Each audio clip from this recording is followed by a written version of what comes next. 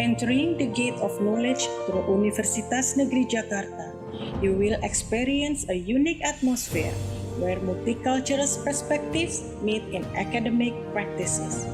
Located in the heart of the capital city of Indonesia, Universitas Negeri Jakarta concerned with the environmental issues to promote urban and green campus. As one of the best public universities in Indonesia, Universitas Negeri Jakarta offers you with world-class programs enriched by the touch of local wisdom and supported with high technology facilities and disability accesses. Universitas Negeri Jakarta has played an important role in developing education, science, art, technology, and sport since 1964. Universitas Negeri Jakarta serves students of diploma, undergraduate, and postgraduate programs. They are deployed in 8 faculties and 1 postgraduate program. Teaching and learning activities are delivered in joyful atmosphere and meaningful interaction to promote student-centered and autonomous learning. For that purpose, Universitas Negeri Jakarta developed laboratory schools where various educational innovations are tried and tested to get best practices.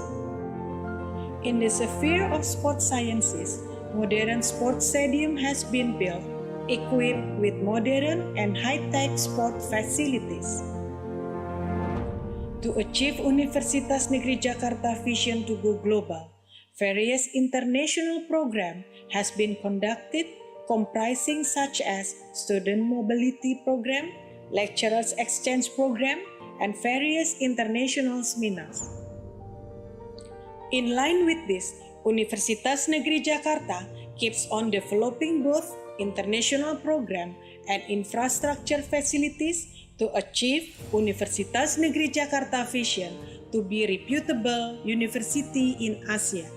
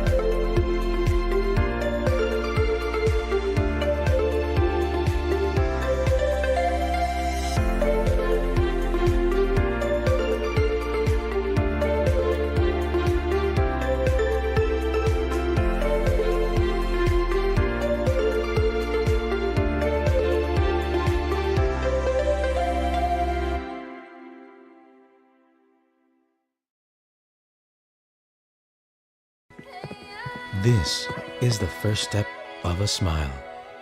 The steps that taken together towards the same goal.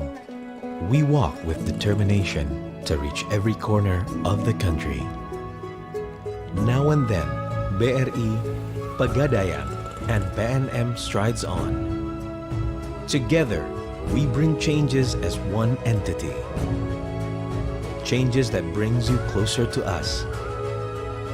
Paving the ways of progress everyone aims for, and bringing all their needs in one hand. This is our answer that makes everyone grow even bigger and brings meaning to everyone's smile.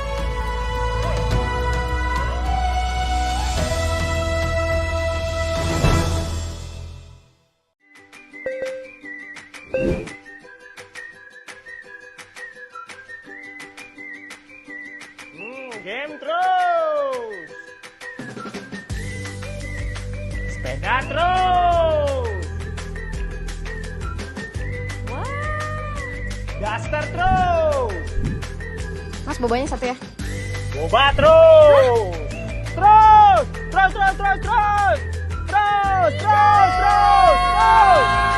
Kalau terus-terusan boros, kapan nabungnya? Yuk mulai nabung. Tabungan Mas di Pegadaian Digital aja. Ada promo mulai nabung hingga akhir tahun. Top up-nya bisa pakai kode promo gajian Mas yang ada di setiap bulannya. Kamu bisa dapat diskon hingga Rp250.000. Download aplikasi Pegadaian Digital dan mulai nabung dari sekarang. Yuk mulai nabung Mas sekarang untuk masa depan yang cemerlang. Nabung terus ya.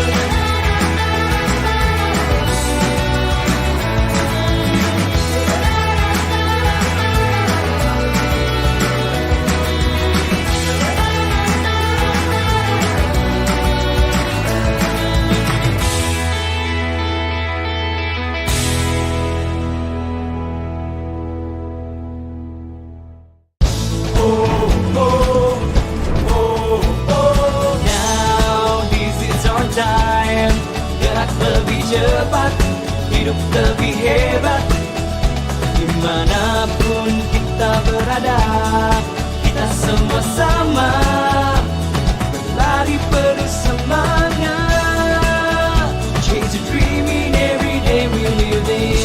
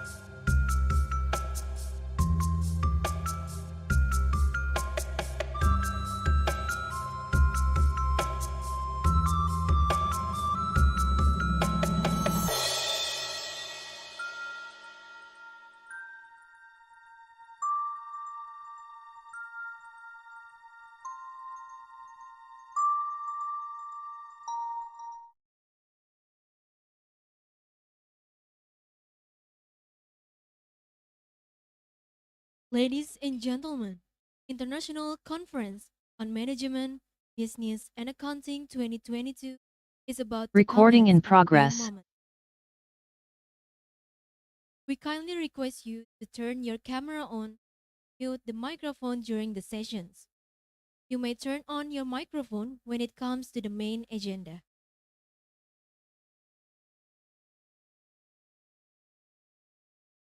Good afternoon, ladies and gentlemen. Welcome to International Conference on Management, Business and Accounting 2022.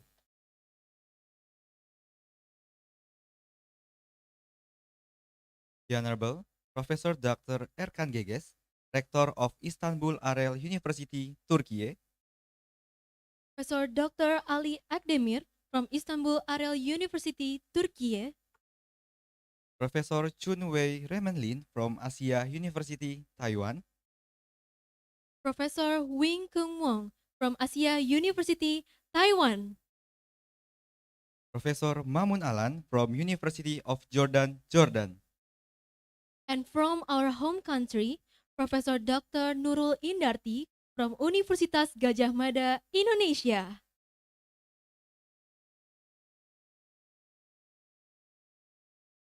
To whom we respect Professor Dr. Komarudin, Rektor of Universitas Negeri Jakarta, Dr. Toto Bintoro, Vice Rector for Planning and Corporation Affairs Universitas Negeri Jakarta, Professor Dr. Dedi Purwana, ES Master of Business, Director of Postgraduate Universitas Negeri Jakarta. And we would like to convey our warm greetings to all the invited guests who attend this occasion both offline and online.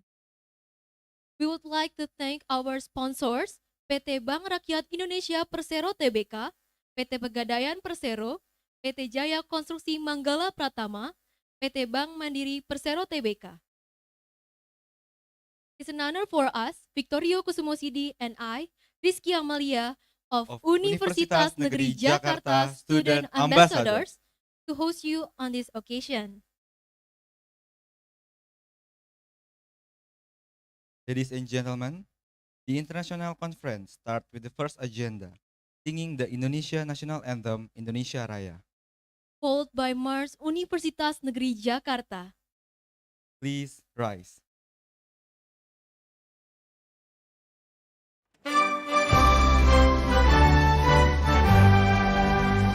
Indonesia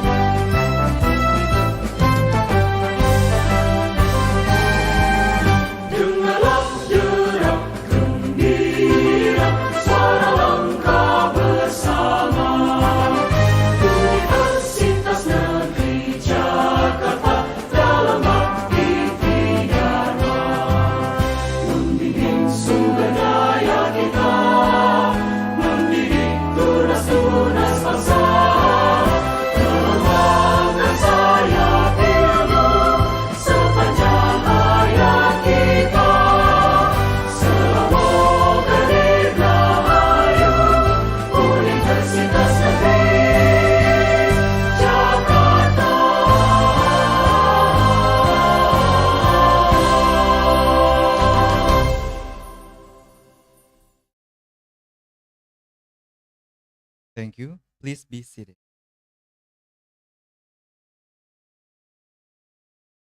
Ladies and gentlemen, we are proud to present you a traditional dance entitled Bajidor Kahot.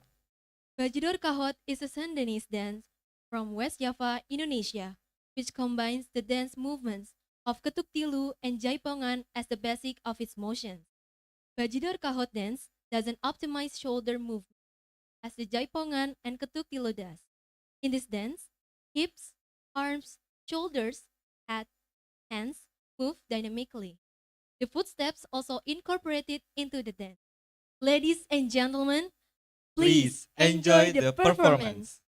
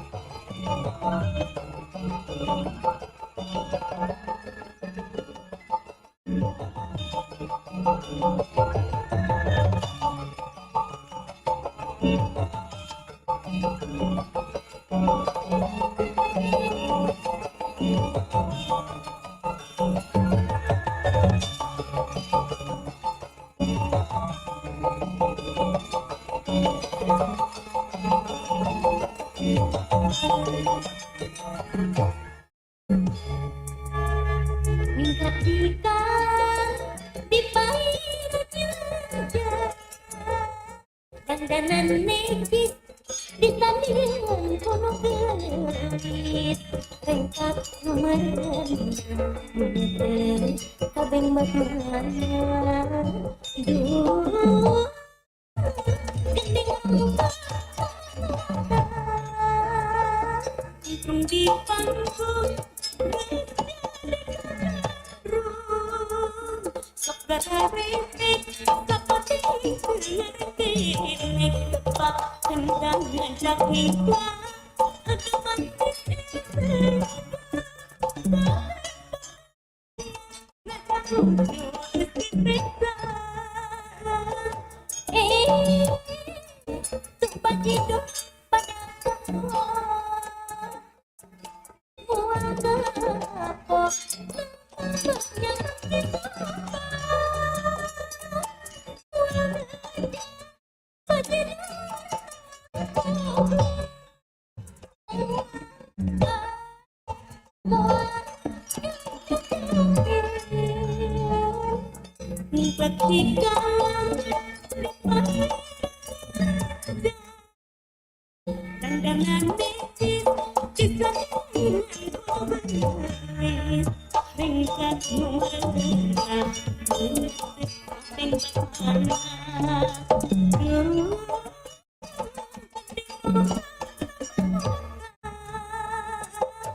di panggung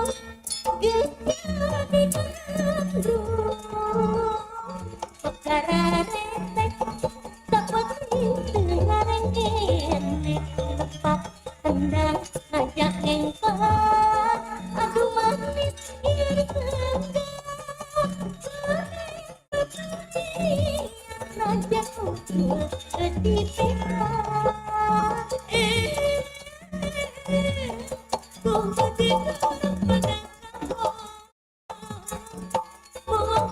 Di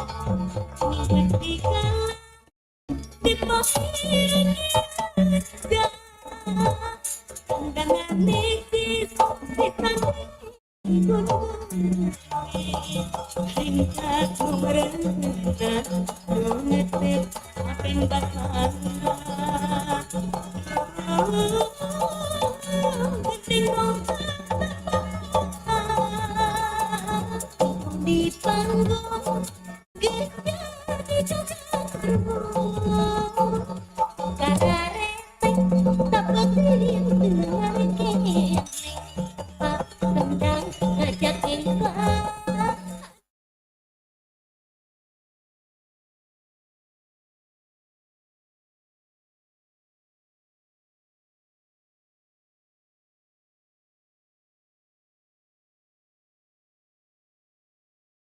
Please give applause to Indonesian traditional dance Bajidor Bajidor Kahot Kahot from the province West Java. Java.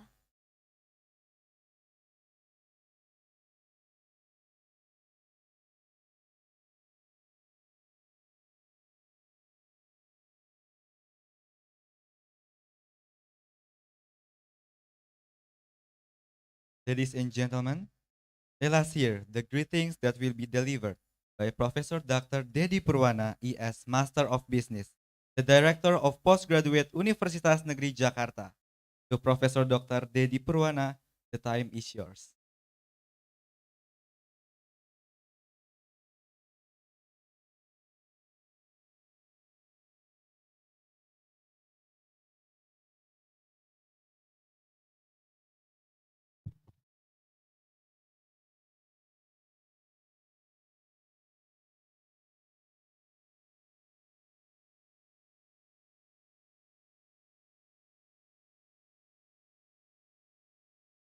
Bismillahirrahmanirrahim. Good afternoon, ladies and gentlemen. The Honorable Rector of Universitas Negeri Jakarta, Professor Dr. Kamarudin, right now by Dr. Toto Toro as Vice Rector Collaboration Planning and Collaboration. The Honorable Rector of Istanbul Arel University, Turkey, Professor Dr. Ercan Gegec, who are attending in daring online. The Honorable Vice Rectors, Head of Tuition, all Dean of Faculties, Vice Directors, and Heads of Study Programs, Postgraduate Universitas Negeri Jakarta. Distinguished Dean of Asia Management College of Asia University Taiwan, Professor Dr. Chun Wei Raymond Lin. Distinguished Dean of Faculty of Economics and Administrative Sciences, Istanbul Arel University, Turkey, Dr.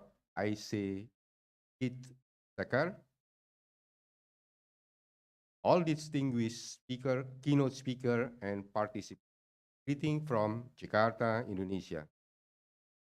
First of all, I would like to welcome you to the International Conference on Management, Business, Accounting, hosted by Postgraduate of Universitas Negeri Jakarta, collaboration with Asia University and the Istanbul Arel University, Turkey. Due to we are now still in pandemic situation, the IC-MBA 2022, conducted virtually on 27 until 28 August 2022. Theme of this event is business transformation for economic advancement toward Society 5.0 era. Previously, in the Industrial Revolution 4.0, the business sector obtained the aid of innovation and technology such as Internet of Things, big data, artificial intelligence, and robotics to improve the quality of the human life. Unfortunately, innovation and technology have replaced human roles with machine technology. Therefore, society era 5.0 emerged because of the disruption of the industrial revolution 4.0. Society era 5.0 solved various societal challenges by advantage innovation and technology. During this event, participants discuss 7 topics: entrepreneurship, management, marketing, financial, accounting. The National Conference on Management, Business, and Accounting 2022, 130 registered from 4 countries: Malaysia, Turkey, Taiwan. Conference also featured 5 speakers from various countries: Professor Mahmoud Alan from the University of Jordan, Professor Dr. Ali Akdemir from Istanbul Arel University, Turkey, Professor Wing Keng Wang from Asia University, Taiwan, and Professor Dr. Nurul Indarti from Gajah Mada University, Indonesia. In addition to holding international conference, IC-MBA 2022 also held an article writing technique workshop with Adamu Abbas PhD around the morning. Thank you for Dr. Adamu Abbas, speaker from 13 University, Malaysia. At this conference, participants also sent papers to the committee. Will later be submitted to special issue, several international journals, and papers that meet the criteria will be published in international journals. On behalf of IC-MBA committee, I would like to express to our sponsor for their contribution. We receive financial support from Bank Rakyat Indonesia and Bank Mandiri, the best state-owned bank in Asia. PT Jaya Konstruksi, National Building and Construction Company, and PT Pegadaian, the most valuable financial company in. Special thanks to our organizing committee led by Professor Arita Marini and in hand with Dr. Mutia Delina. Stand up.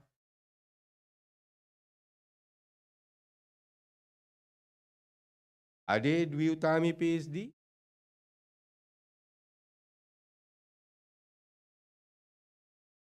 Mana Wargahali Batra. Andi Sadat PhD. Stand up. Dr. Faisal Madani. Dr. Howell Coleman. Thank you.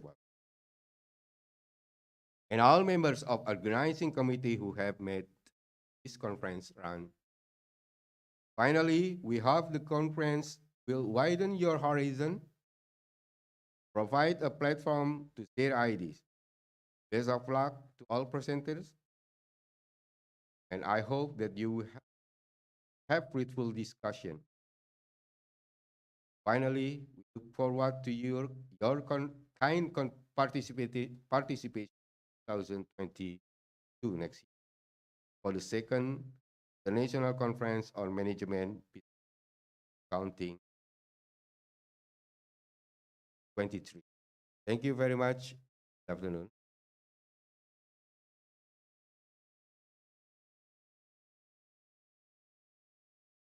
Thank you for the speech. Ladies and gentlemen, next is greetings delivered by Professor Chun Wei Raman from Asia University, Taiwan, as a co-host of the conference. The audience, Professor Chun Wei Raman Lin, the audience is yours. Okay, good afternoon, everyone. My name is Chingwei Raymond Lin. I'm the Dean of Asia Management College of Asia University. And it's really my honor and to present in here. Your Honorable Professor Dr. Kamaluddin, Rector of UNJ and Director of Postgraduate Program, Professor Dr. Dedi Puriwana, and dear Professor Dedi Puriwana, Director of Post-Project Program and Head of Steering Committee of the 2022 International Conference of Management, Business, and Accounting, and distinguished speakers, paper presenters, ladies and gentlemen.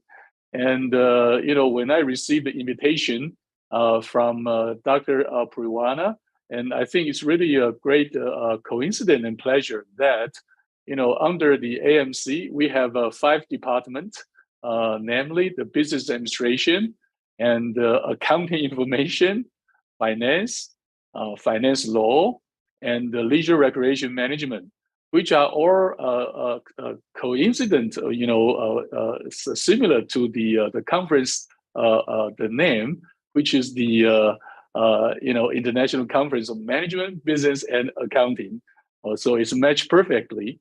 So it's really my honor to have the opportunity to co-host the IC-MBA 2022. And Asia Management College actually ranked in terms of the business and trade economics. We ranked number 2 in Taiwan out of 160 universities. AMC is a AACSB accredited management college, and we really appreciate, have this wonderful opportunity to co-host this, excellent conference, and especially during the pandemic season, especially for the theme of the conference, the business transformation for economic advancement towards society 5.0 era. And again, Asia Management College is one out of the 6 college of Asia Management Asia University, and our university have our own hospital, I think, which plays an especially important role how to generate a big health concept, and then during the pandemic season. I think in my university, we view the big health is a very important essence throughout the whole disciplines. So once again, UNJ is a long-time and important partner to Asia University in Indonesia. I think with the opportunity to be the co-host of IC-MBA 2022, I am perfectly optimistic that the collaboration between 2 universities will be further strengthened at all the levels at AMC and all the other colleges of Asia Management College, Asia University.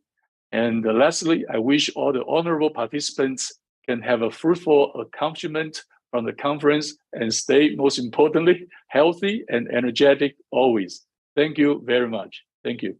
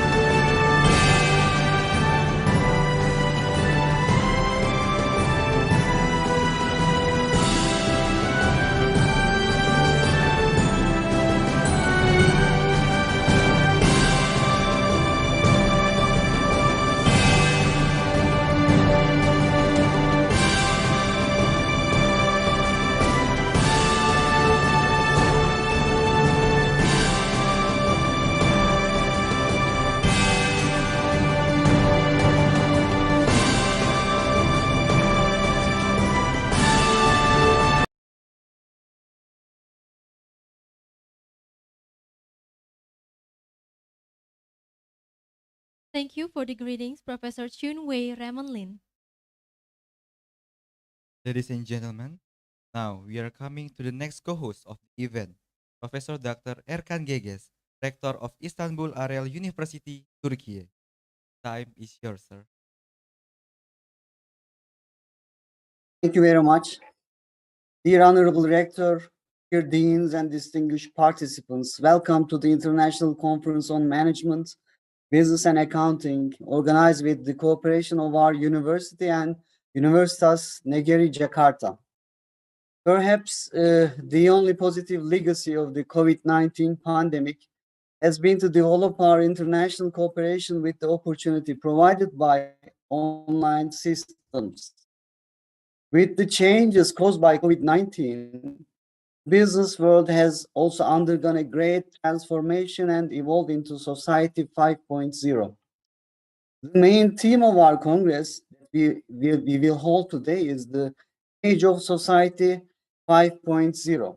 In this context, the popularity of our Congress, which allows researchers, students, and policymakers to share their thoughts on management, business, and accounting is very important in terms of forming the basis of cooperation between the two universities. In this valuable international event, participants will have the chance to come up with creative solutions by discussing the common problems encountered in the topics of entrepreneurship, management, business, marketing, finance, accounting, and tourism, and by brainstorming about them. Therefore, our university is also pleased to host this event as it is a part of our internationalization strategy.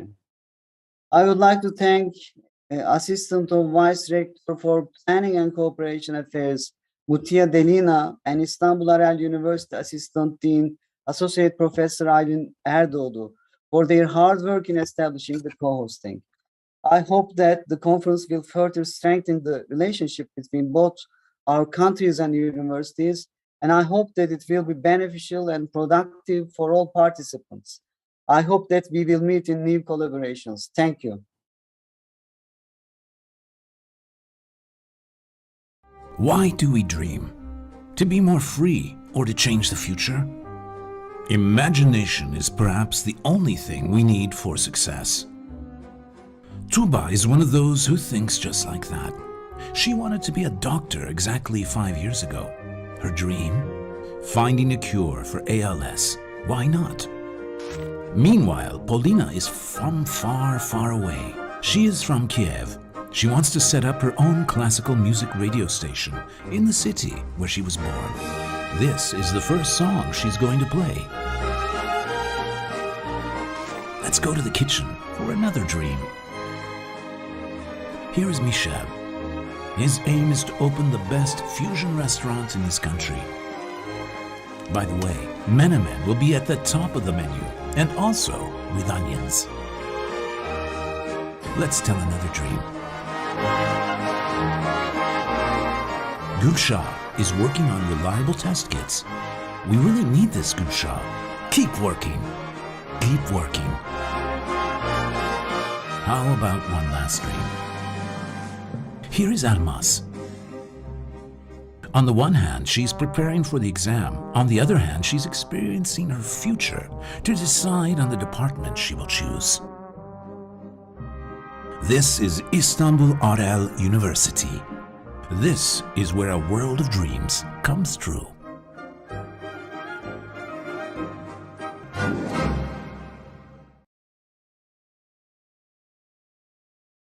Thank you, Professor Dr. Erkan Geges.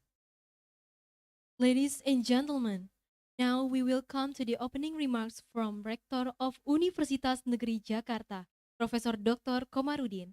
Professor Dr. Komarudin, stage is yours. The Honorable Rector of Istanbul Arel University, Turkey, Professor Dr. Erkan Geges, Dean of Asia Management College, Asia University, Taiwan, Professor Dr.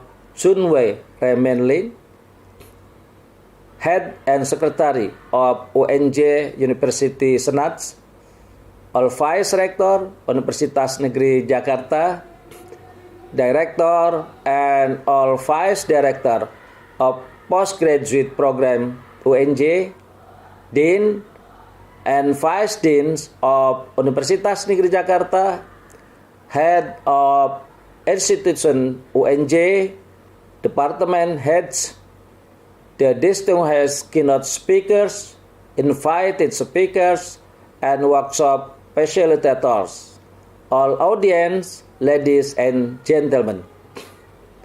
Assalamualaikum warahmatullahi wabarakatuh. I am honored to welcome you to the International Conference on Management, Business and Accounting IC-MBA 2022, hosted by Postgraduate Program Universitas Negeri Jakarta, Indonesia, in collaboration with Istanbul Arel University, Turkey, and also co-hosted by Asia Management College, Asia University, Taiwan. Ladies and gentlemen, in this very important event, I must express my sincere gratitude in the Director of Postgraduate Program UNJ, Professor Dr. Dedi Purwana MBus, who initiate this joint host international conference. High appreciation Rector of Istanbul Arel University, Professor Dr. E. Erkan Geges, and also Dean of Asia Management College, Professor Dr. Chunwei Remen Lin. The theme of the conference is Business Transformation for Economic Advancement toward Society 5.0 era. Is challenging. I believe this theme especially will contribute to the effort of UNJ to upgrade the position from BELU University or service-based university to PTNBH University or enterprise-based university. Ladies and gentlemen, the IC-MBA 2022 is one of UNJ programs to support the vision of Universitas Negeri Jakarta to be a reputable university in Asia. In this result, it is expected to elevate the joint research and joint publication made by lecturers and students in UNJ, Istanbul Arel University, and Asia Management College. In this very important event, I would also like to express my deep gratitude to all keynote speakers, Professor Ali Akdemir from Istanbul Arel University, Turkey, Professor Nurul Indarti from Universitas Gadjah Mada, Indonesia, Professor Mamun Alan from University of Jordan, and Professor Wing Keng Wang from Asia University, Taiwan. We also highly appreciate all sponsors for their support on the success of the conference. Bank Rakyat Indonesia, PT Pegadaian, PT Jaya Konstruksi, Bank Mandiri. Finally, great appreciation is addressed to all committees members for their significant contribution. Ladies and gentlemen, please enjoy the conference. I believe there are a lot of benefits you can get. Thank you. Wassalamualaikum warahmatullahi wabarakatuh. Thank you, Professor Dr. Komarudin. Ladies and gentlemen, the next agenda is a group photo taking. So for all attendees, please turn your camera on. To the operator and teams, ready? On my comments. 3, 2, 1. Next. 3, 2, 1. Again. 3, 2, 1. Okay, thank you very much. The next agenda is a prayer led by Professor Dr. Agung Purwanto. To Professor Dr. Agung Purwanto, the audience is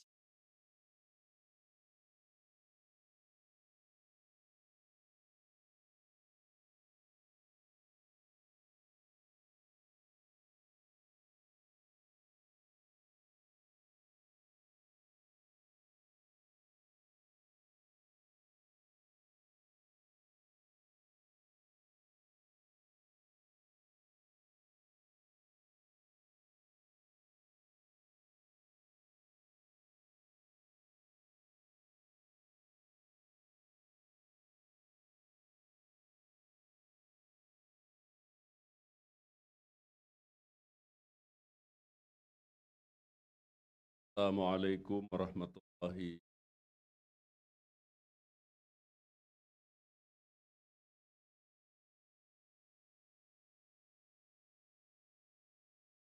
all you.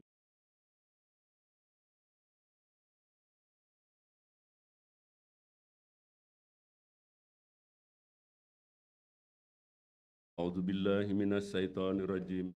Bismillahirrahmanirrahim. Alhamdulillahi rabbil alamin. Allahumma salli ala Muhammad wa ala alihi wa ashabihi wa ahli ta'atika ajma'in. Wa alaina ma'hum birahmatika ya arhamar rahim. Oh Allah, the God Almighty, I will say thank you because you give us a change for study. May you bless us so we can study and gain much. Oh Allah, the most gracious, the most merciful, we pray for you. By your grace and favor, International Conference on Management, Business and Accounting, IC-MBA 2022 can be hosted by Postgraduate Program, Universitas Negeri Jakarta, Indonesia, and co-hosted by Faculty of Economic and Administrative Sciences, Istanbul Arel University, Turkey, carrying the theme Business Transformation for Economic Advancement towards Society 5.0. This conference aims to facilitate researchers, practitioners, students, and policymakers to share their thoughts on the latest trends in business transformation for economic advancement towards Society 5.0. The participants of this conference will have a chance to brainstorm and discuss common challenges and offer creative. Ya Rob, with your permission and blessing, this international conference IC-MBA will be carried out until the end of August 28, 2022. Dear God, COVID-19 pandemic has brought business and economic changes. We are on my knees before you to ask you grant us strength. Please give us the strength to get through those hard days today and toward. It is by your will that we can pass all these struggling days. Dear God, you are the one and only could help us. Please accept our wish. Rabbana taqabbal minna Innaka antas samiul alim. Wa tub alaina. Innaka antat tawwabur rahim. Rabbana atina fid dunya hasanah wa fil akhirati hasanah wa qina azabannar. Subhana rabbika rabbil izzati amma yasifun. Wassalamun alal mursalin. Walhamdulillahi rabbil alamin. Assalamualaikum warahmatullahi wabarakatuh.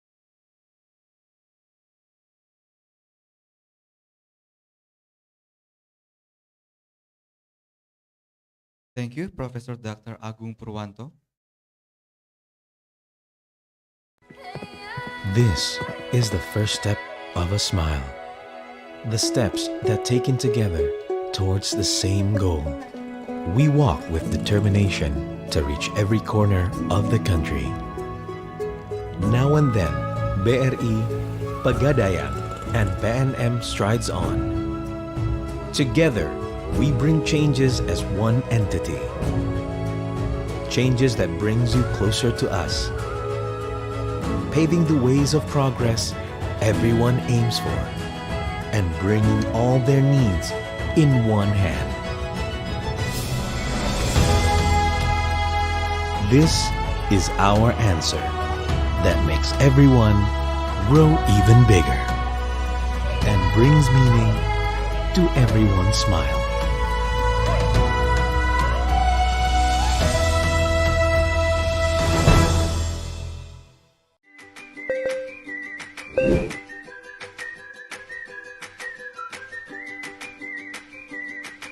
Game terus.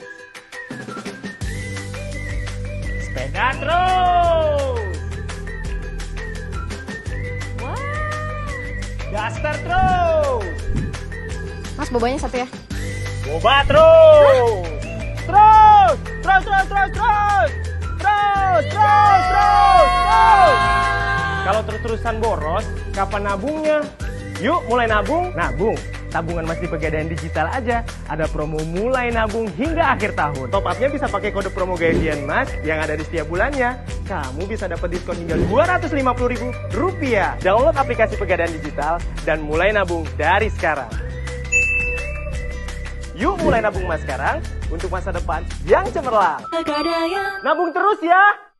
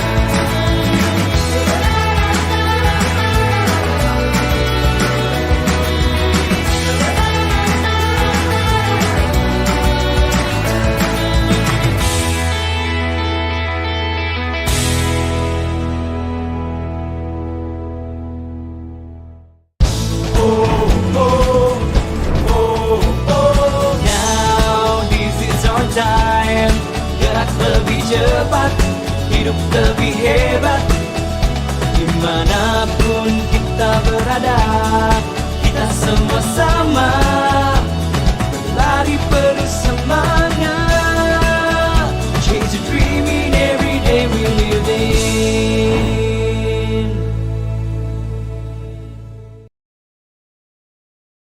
Ladies and gentlemen, now we are coming to the main agenda of the conference. There will be 4 keynotes and 4 parallel sessions. The parallel sessions will be conducted tomorrow. The first keynote speaker, Professor Dr. Ali Akdemir from Istanbul Arel University, Turkiye. That will be moderated by Andi Sadat, PhD. The time is yours. Okay, thank you so much. Thank you very much. Afternoon, everyone. Good afternoon, ladies. But I will say that good morning from Professor Ali Akdemir, Indonesian 4 hours faster than Turkey. Also, I will say that welcome to the all participants who join us using Zoom. Hopefully you enjoy this seminar today. We have very excellent topics. Yeah, the topics is business transformation for economic advancement toward society 5.0. And today, first of all, I want to introduce myself. I am Andi Muhammad Sadat, the lecturer of Department of Management, Faculty of Economics, University of Jakarta State University.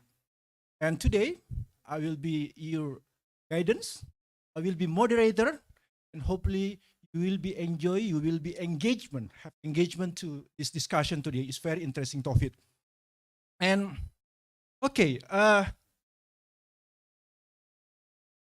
basically I'm really excited to be here because, 10 years or 15 years ago, we cannot imagine that we can hold a good conference like this. And we can invite 2 to 5 very excellent guest speakers here, come from different countries, even come from different continents. And then we are just interconnected by devices in your hand. This is very big transformation. And like the speech before mentioned about the COVID, also the last 2 years we have a big problems for the COVID. All the countries around the world have similar problems. But I think for the developing countries like Indonesia, COVID-19 is look like a blessing in disguise. In another side, we have restriction. Why? Because there are social distancing. You just stay at home, you do nothing. But at the same time, there are a big penetration of internet. So internet saved our life. We're living together with internet. So we cannot imagine this happen like, but today it's happened. The big question is, why this transformation, why this condition is happening? Because there is someone outside there spending their time, spending their effort to find a solution. So instead of just say that this is a big problem, this is about something worse, they try to find a solution for the society. Even if they have the small chance in their life, they look at this one as the big chance to creating something for benefit of society. We call them as entrepreneur, innovator, leadership. And today, in line with the topics, we have Professor Dr. Ali Akdemir. He is a very, he's basic about the leadership. Yeah, there are so many paper talking about leadership, and Professor Ali will talking about leadership, how leadership transform the situation. And based on the topic, he has topic about intellectual leadership. So literally we can say that leadership with intellectual. So before we go through to the presentation today, yeah, I will. So Professor Ali, are you here today? Yeah. Okay, thank I you, am here Professor actually. Ali. Yeah, thank you. Thank Yeah. you. Things running well because the connection something trouble for the same situation like this. Okay, Professor Ali, I will read a short CV. Yeah, Professor Ali Please, thank Akdemir. you. Professor Ali Akdemir, he got bachelor degree from Business Administration, Department of Economic and Administrative Science, Faculty of Anatolian University. He completed his magister degree in 1988 and obtained his PhD degree in 1991. And he was promoted to full professor in 1997. It's quite a long time ago, Professor, 24 years ago. So also, he already teaching and lecturing for magister and PhD program nearly 10 years ago. So very fantastic. Between 2003 and 2007, he worked as Dean of Biga Faculty of Economics and Administrative Science. And 2007 and 2010, he became a rector of Chanakya Onseki Smart University.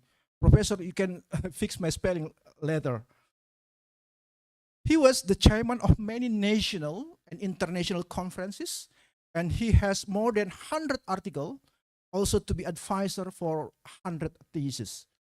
Also, he affiliated with Arel University starting from 2012 till present. So, Professor, you have long journey.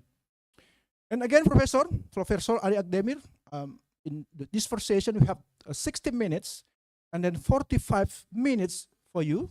And the rest of them, we have question and answer session. And then for the participant in Zoom, you can rise. Probably we can see from here. And another one, you can directly typing in the chat box, and I will pick up probably 5 in the end of this presentation session, and we can respond directly from the Professor Ali. Okay, Professor, again, welcome. This is Professor Ali Akdemir, from Arel University. Professor, 45 minutes for you for your presentation. Thank you. Okay, thank you. Thank you so much, Mr. Moderator. And thank you for reading my CV details, and thank you for your nice words.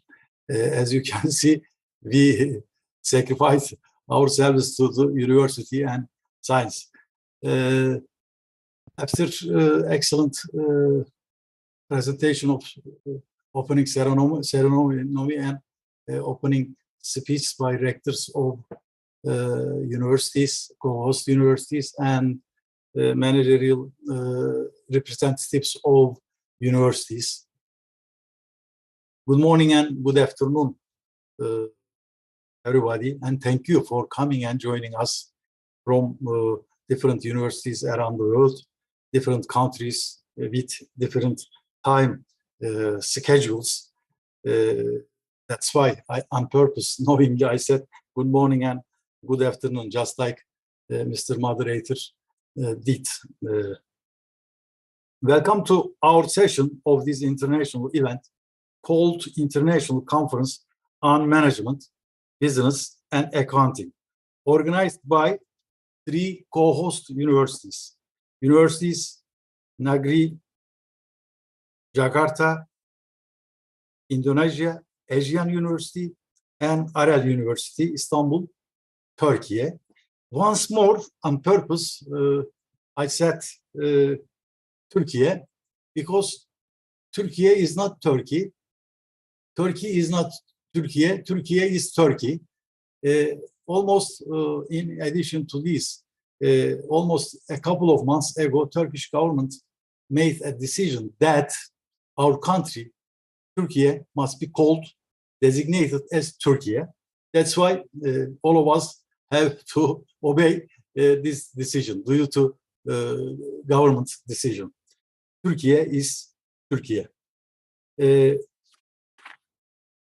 In this event, just like dear moderator mentioned, I am going to have a speech called Leadership in General, Intellectual Leadership in Particular. Before moving on to the details of my presentations, I would like to thank organizing committee members. Especially, I would like to thank the president of the event, my colleague also, Professor Dr. Didi Purwana. And in addition to president of the event, I would like to thank Dr. Mutia Delina and from Arel University, Associate Professor Dr. Aylin Erdoğlu.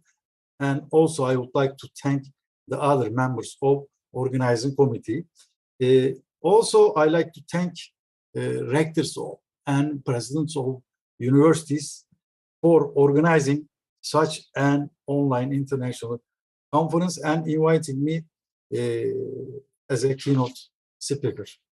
Just like our rector, Professor Geges, mentioned during his speech, we hope that after we complete this event very successfully, in the years to come, we are going to strengthen the cooperation between 3 universities by organizing further events, by having and conducting joint projects.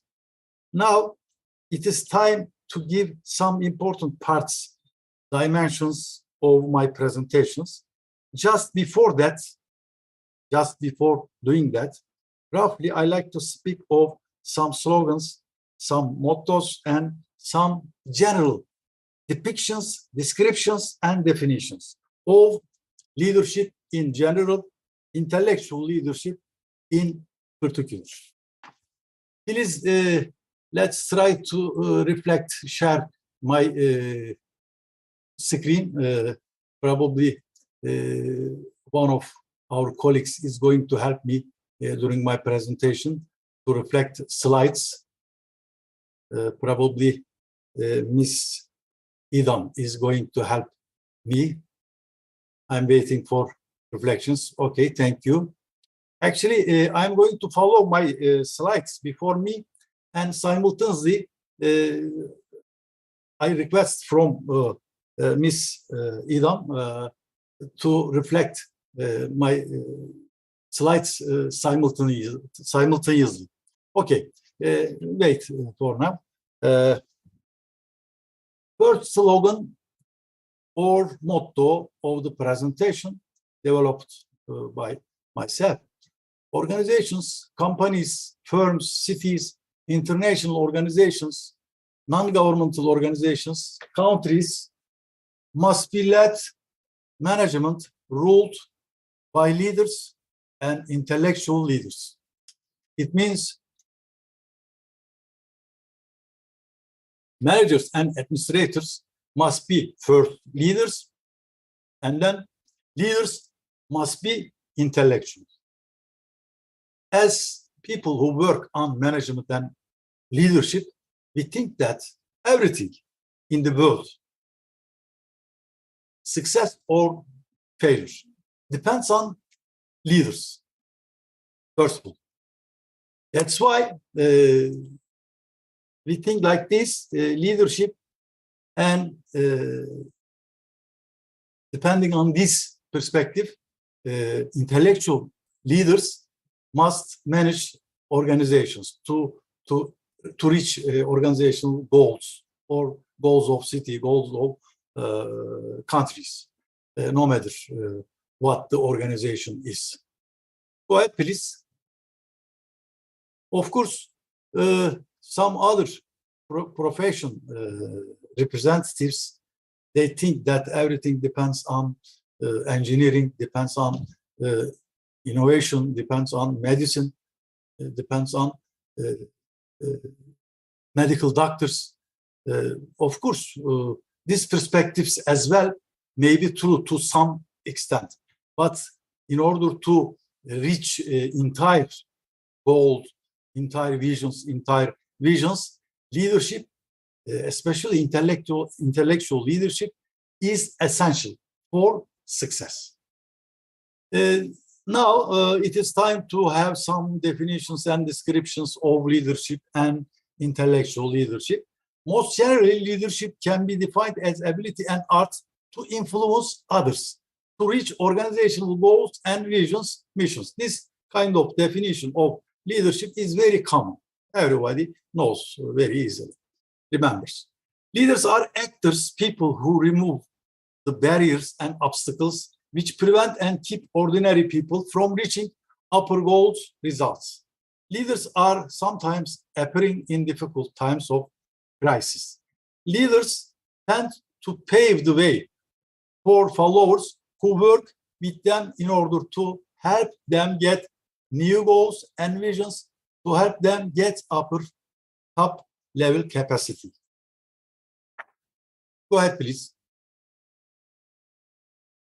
According to renowned, very famous leadership experts from United States, Brian Tracy,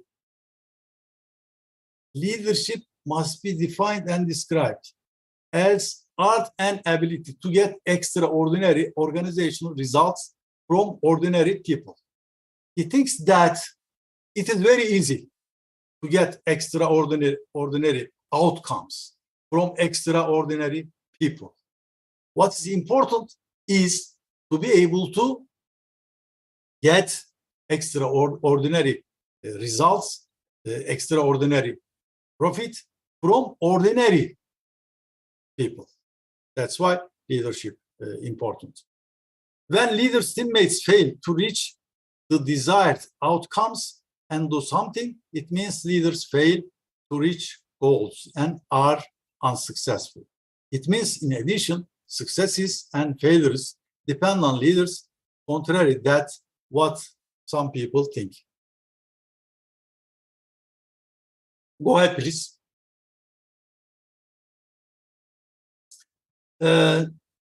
The other topic we are going to touch on is called definitions concerning intellectuality.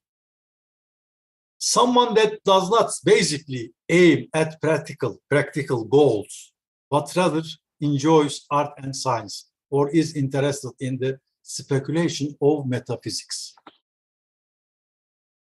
This is any intellectual people's perspective.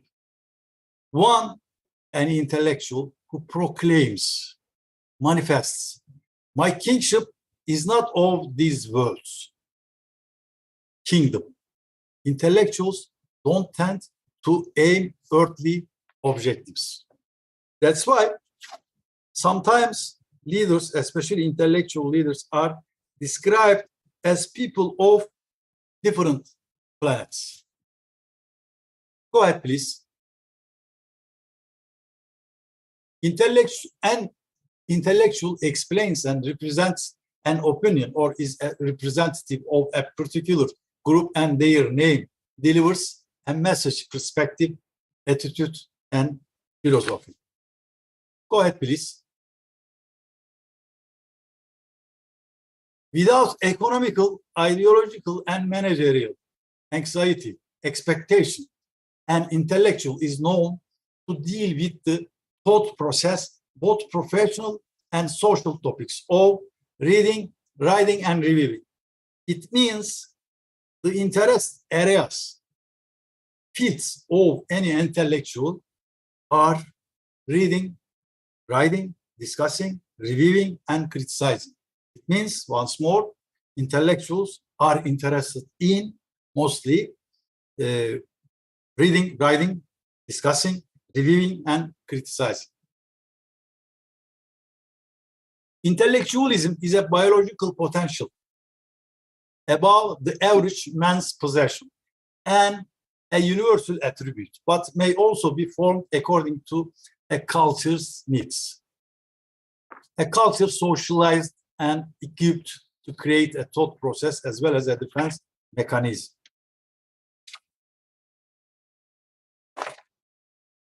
Any intellectual, whenever needed, must appear on history's scene as a warrior to defend justice and freedom, because at the same time is accountable to history and society. Intellectuals feel themselves responsible and accountable to society and history. The intellectual, whenever reigns a despot and tyrant, is a radical adversary who is not afraid to religiously struggle in the name of democracy and freedom. Above all, an intellectual is a creative thinker, an architect of production, both mentally and intellectually. At the same time, one who sees himself responsible in solving issues concerning his country and the world. Intellectual is not completely accepting, neither accepting nor rejecting. Beyond the universe, there are no rules or guidelines necessary of determining their words and actions. Go ahead, please.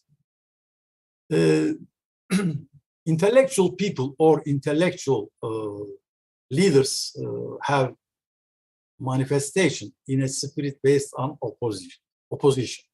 It means intellectuals oppose everything in the world with their knowledge to develop them. They try to find deficiencies, insufficiencies, or mistake in everything. Sometimes intellectuals are also against themselves to be able to oppose everything. Go ahead, please. The other topic is called, the other topic of leadership in general, intellectuals, leadership in special, is called functions and characteristics of an intellectual personality. They have ability of original actions. Come back, please. They devoted themselves to a long-term vision. They are marginal. They are the marginalized by others.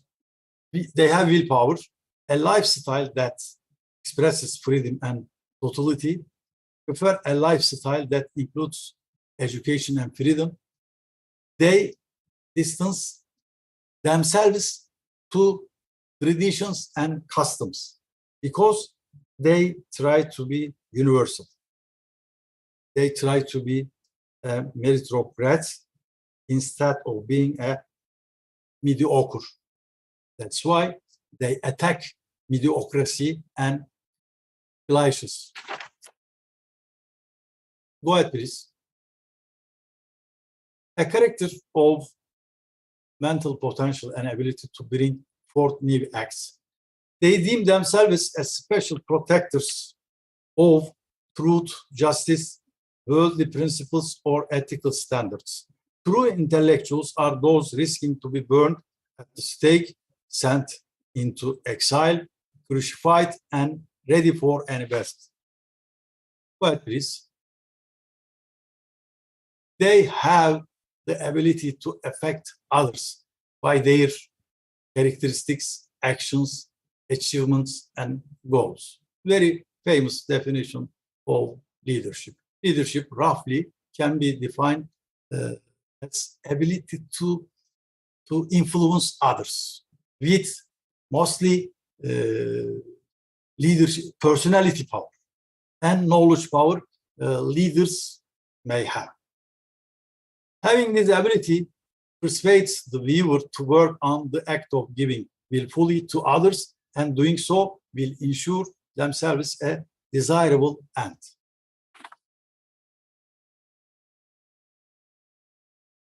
We have many other definitions of leadership and intellectual leadership. A leader is a person who assimilates chaos, crisis, and other uncertainties. Even if it can be stopped, she realizes it is meaningless and yields it ineffective. Those without leader characteristics, leadership qualities, seek or create absolute norms such as this is correct or this is this way. The hero awaits for any truth by the pelican in the sky, also expects help from the divine and ideological dogmas. The hero has difficulty in picking a choice and cannot easily overcome the choices left aside and is unable to take responsibility. Whereas intellectual people tend to take more responsibility willingly. These are well-known traits and characteristics of a leader. That's why, very briefly, I like to touch on physical characteristics, mental characteristics. Physical characteristics are called eyes, air, voice, smile, facial expressions, and some of mental characteristics are called patience, boldness, courage, memory, discipline, decisiveness, honesty, consistency, courtesy, work under pressure, so on.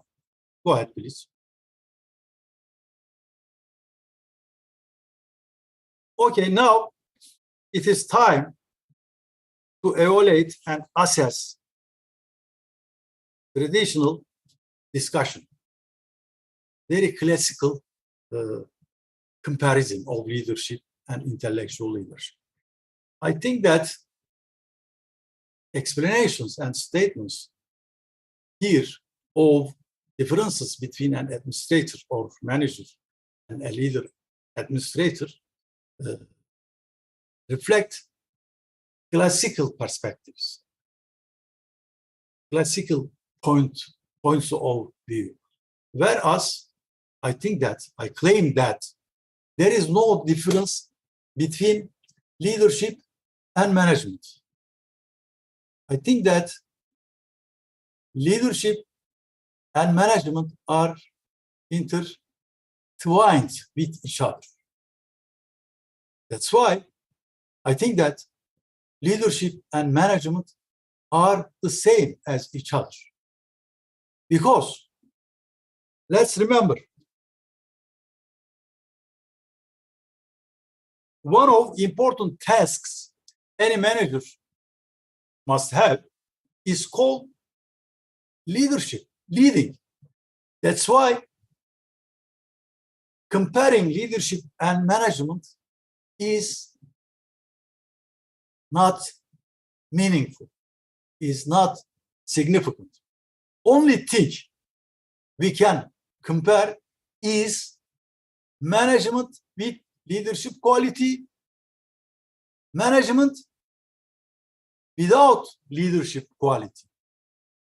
That's why we must say that leadership and management are the same as each other. Once more, I like to mention this perspective, this point of view.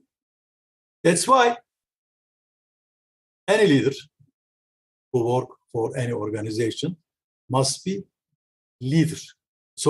must be first manager and later must be leader. That's why contrary to what people think, leadership does not cover management ability, but managership cover leadership ability. That's why what is important is to be able to become a manager with leadership quality. That's why no need to touch on these classical statements about differences between managers and leaders. Maybe I can be the first person to express this point of view in the world. There is no difference between leadership and management. Okay, go ahead, please.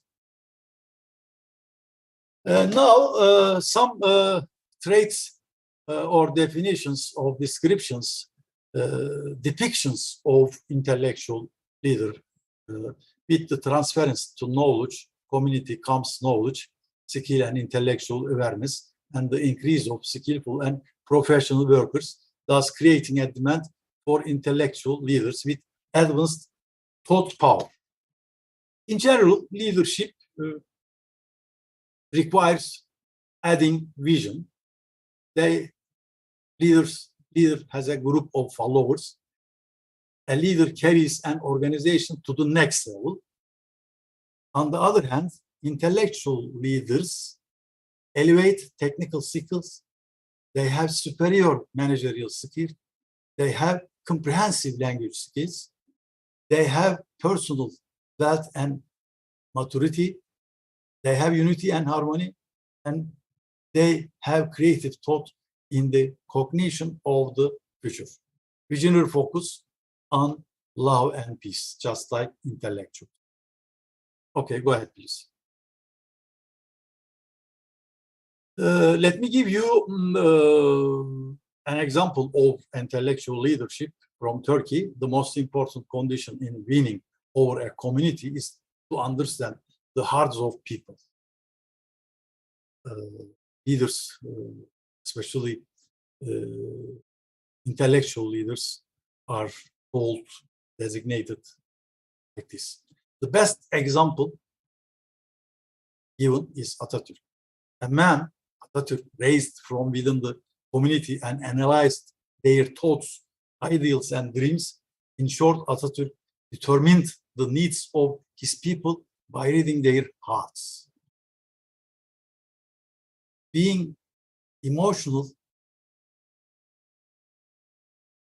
having emotional quotient, emotional intelligence, emotional quality is very important to become a leader. More accurate, to become a manager with leadership quality. I think that if you agree with me, after this, we have to designate managers as managers with leadership quality, as managers having leadership quality. That's why great Atatürk, founder of contemporary Republic of Turkey, is called very easily as intellectual leader, designated as an intellectual leader. Go ahead, please.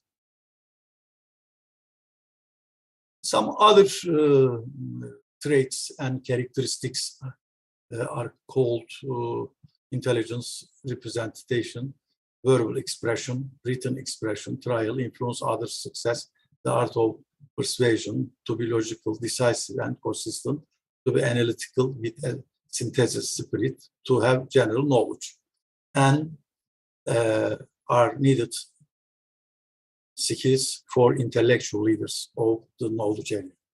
I mean, these characteristics, traits are needed skills for intellectual leaders of knowledge society. Go ahead, please.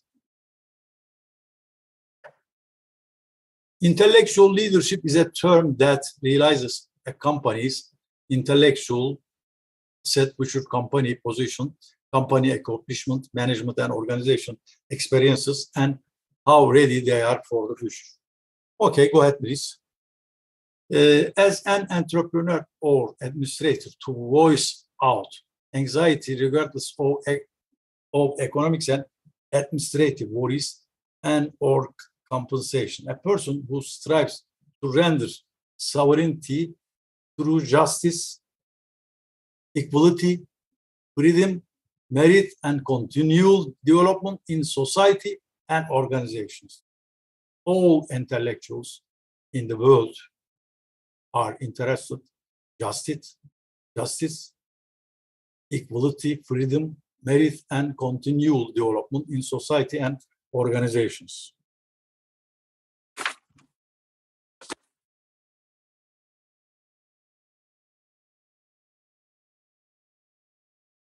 Okay, let's go on, please. Sorry, Prof. Ali, you have 10 minutes left. Okay, thank you. Yes. Thank you. Thank you. Okay, I'm going to try to complete my speech on time. Okay, the other topic I'm going to touch on are called reasons of intellectual leadership as a matter of information societies tendencies. Information society requires having intellectuals as well as intellectual leadership. In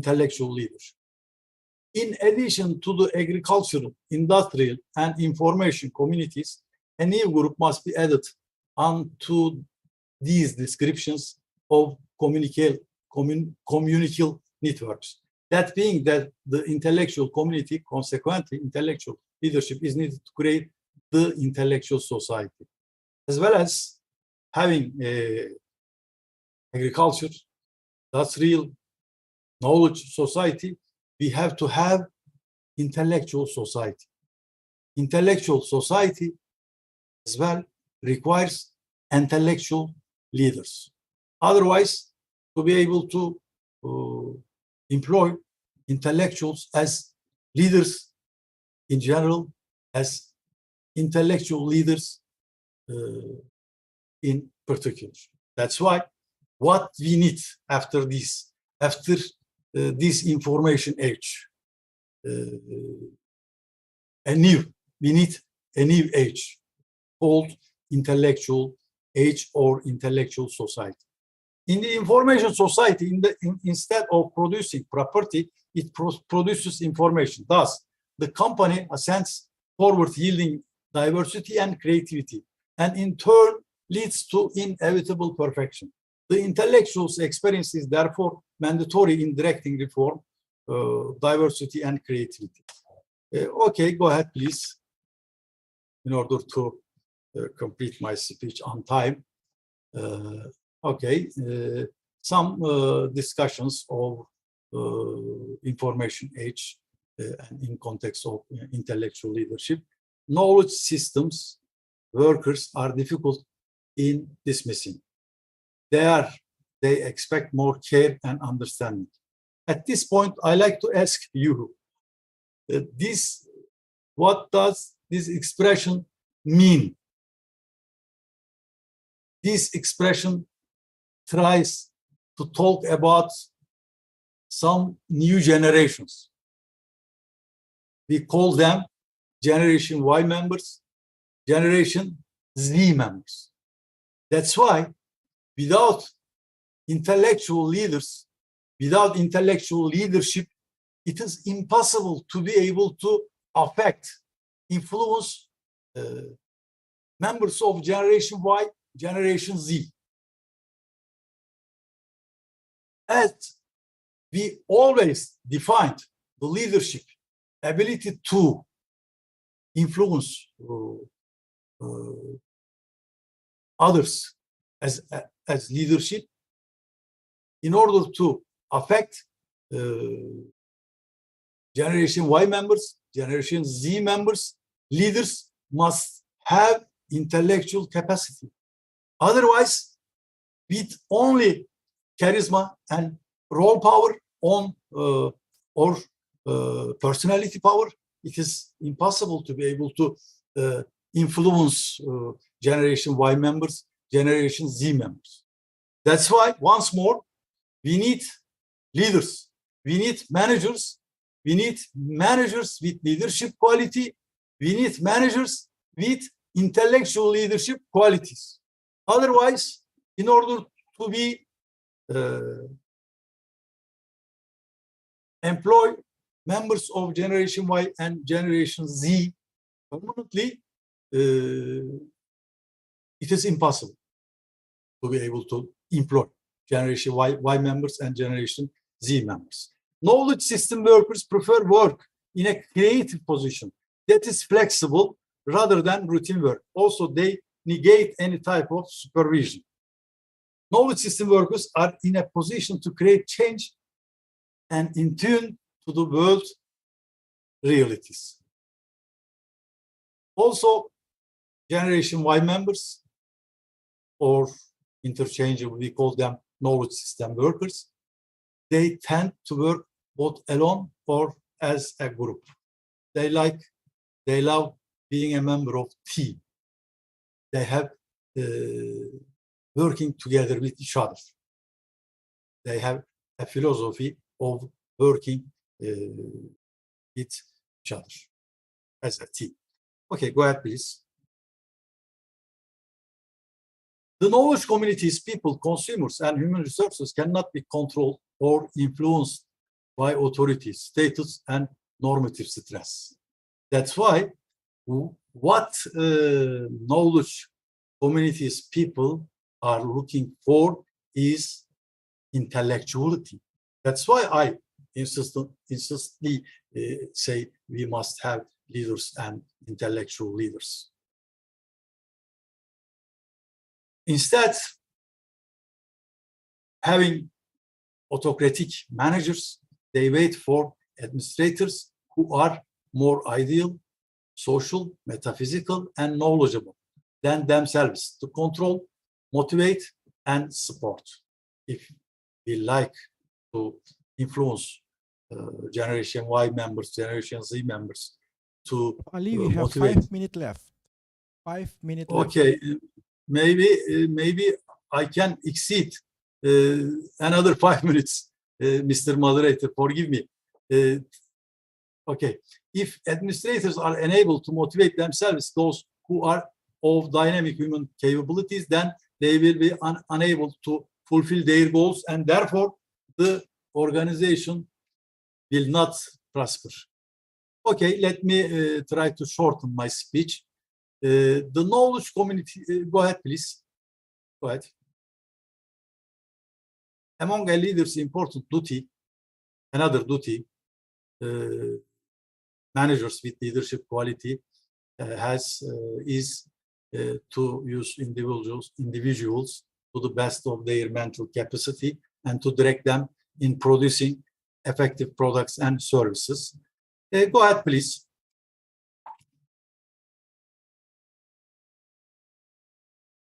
Actually, I touched on these resources, power resources, any leader may have. Let me try to mention once more. There are at least three kinds of power, three kinds of resources of power, which can be used by managers and leaders. They are called knowledge power, role power or authority power, position power, and also personality power. The question is, in what priority they are used? Of course, any leader, any manager with leadership quality must have all kinds of resources of power. But what is important at this point is, what is the priority order? Let's try to touch on them. Go ahead, please. Go ahead. Priority is like this. First, you have to focus on power of knowledge. Secondly, you have to focus on power of personality. And lastly, you can focus on power of role or power of position. In order to be able to focus on power of knowledge, you have to be first intellectual and then intellectual leader. Otherwise, it is impossible to be able to use mostly power of knowledge. If you have no power of knowledge or power of intellectuality, you are going to focus on authority. If you focus on authority more than necessary, it is impossible to be able to employ Generation Y, Generation Z members. That's why it is very difficult to be able to keep members of Generation Y and Generation Z at company, at university. Go ahead, please. Another topic, competencies concerning intellectual leadership. I request 5 more minutes, dear moderator, if forgive me. Professor. Thank you so much.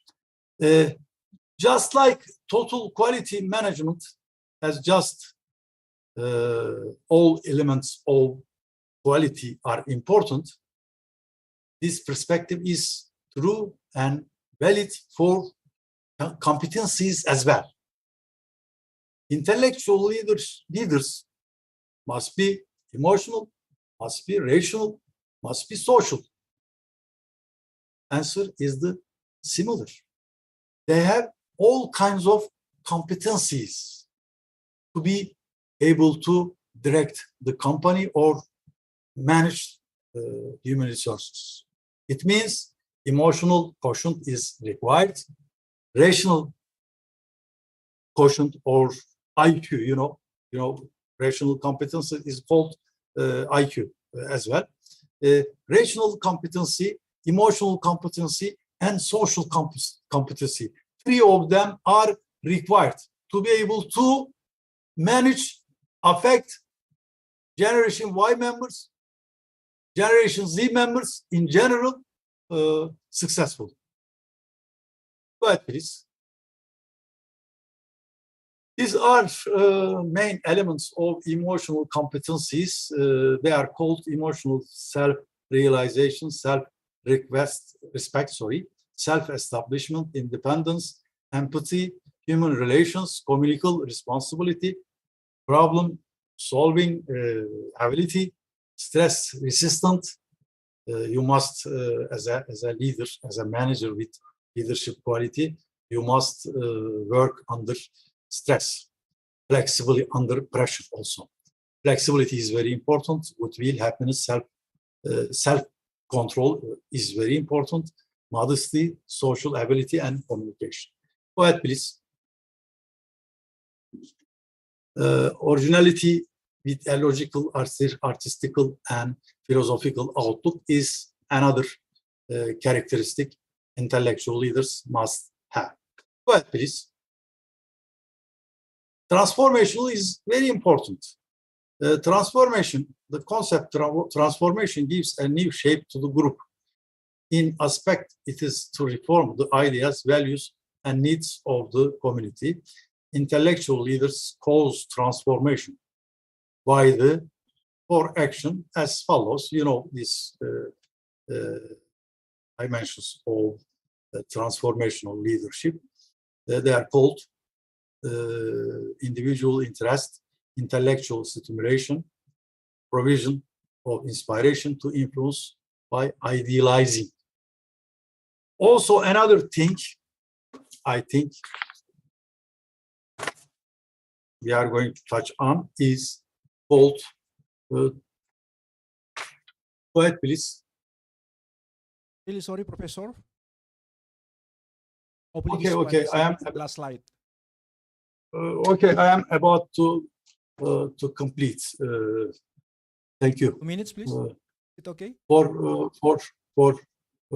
reminders. Thank you.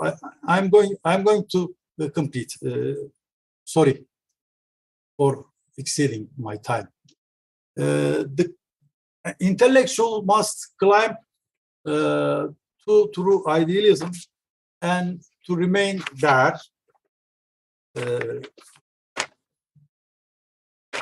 I'm going to give an end to my presentation. Don't worry, please. Another important we thing. have so many questions, and then we can elaborate later, Professor. Don't mind, but if you have okay. Okay, thank you. I am about to complete. Intellectual people and intellectual leaders favor support those who are in opposition, the poor, the oppressed, the marginalized, the powerless, instead of supporting the rich, the oppressors, those who marginalized the other people, and the powerful, and those in power. Go ahead, please. A couple of slides I have. To analyze chaos, sensitivity to general problems. Go ahead. Sensitivity, they are sensitive to general problems. Go ahead, please. Go ahead. Ability to freely express.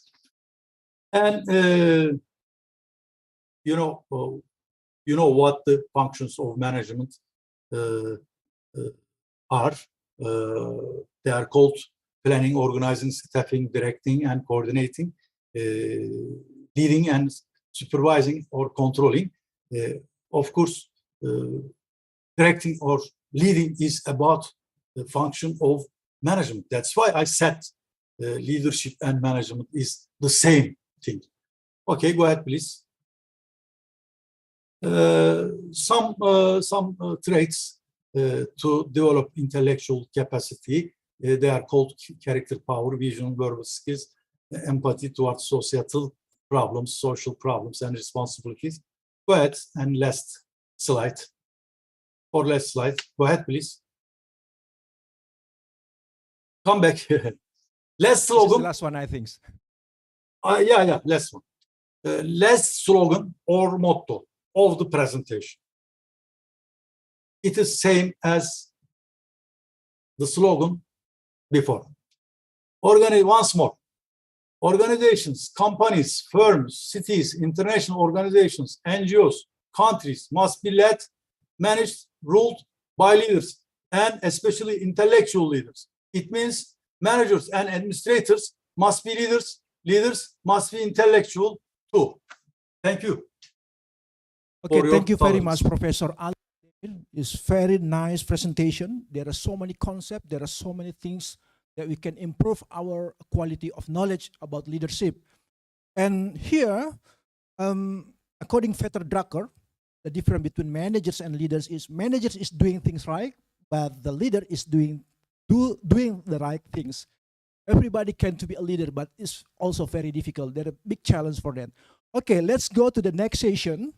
We have there are so many questions here in the checkbox, but I already picked up the best one. I'm sorry. Okay, Professor, do you mind if one question you have time 1 minute to respond it? Is it okay for you? Okay. Okay. The first one question is from Antoni Farani. How to develop leadership attitudes? Because if you're talking about intellectual, there are so many people have intellectual. They have bachelor, master, PhD, even professor, but also they don't have attitudes. So this is very good point. And then this guy, I'm sorry, Antoni Farani say, how to develop leadership attitude. 1 minute, Professor. Sorry. Okay, limited time you are giving me. Okay, I understand you. No problem. Being knowledgeable and being intellectual are totally different from each other. That's why, in order to be intellectual, you must focus on more reading, more writing, and discussing. Try to be opponent. If you like, to develop your ability to ability to develop your leadership capacity, to have ability to develop. Sorry. Okay, thank you, Professor. Also, Professor, this is look like the first question. This is from Kurnia Budi. How to develop our interpersonal skill? Because sometimes people have highly intellectual, professor, but it's also difficult to engage with the people with the low level of education.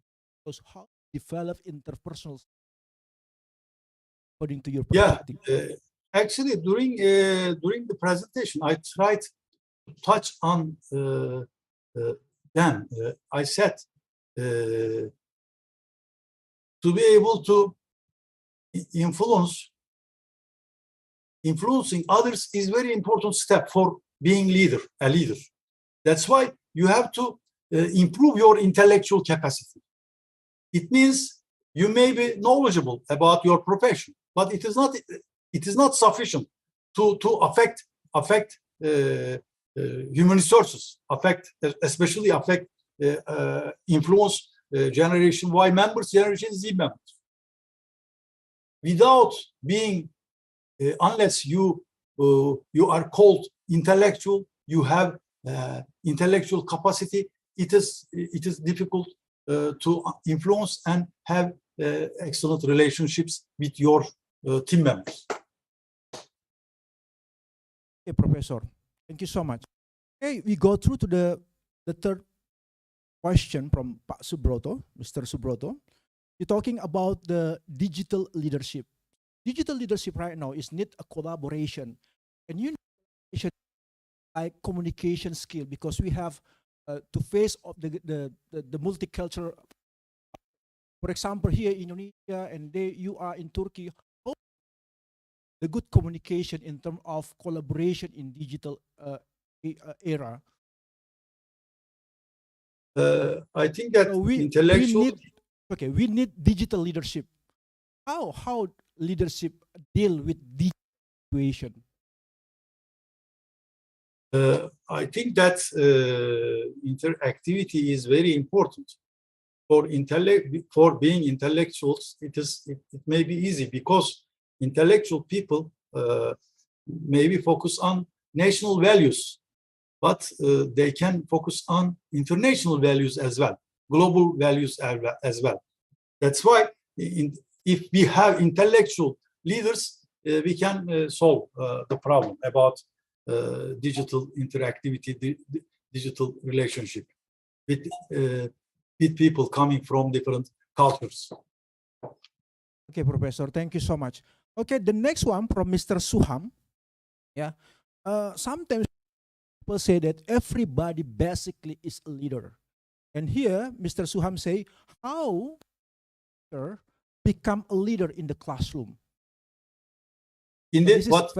very technically in the classroom. Sometimes we just teaching the students, but yeah, how to yeah, yeah. engage in the okay. Yeah, very important question. Yeah, it is about our profession, about ourselves. I think that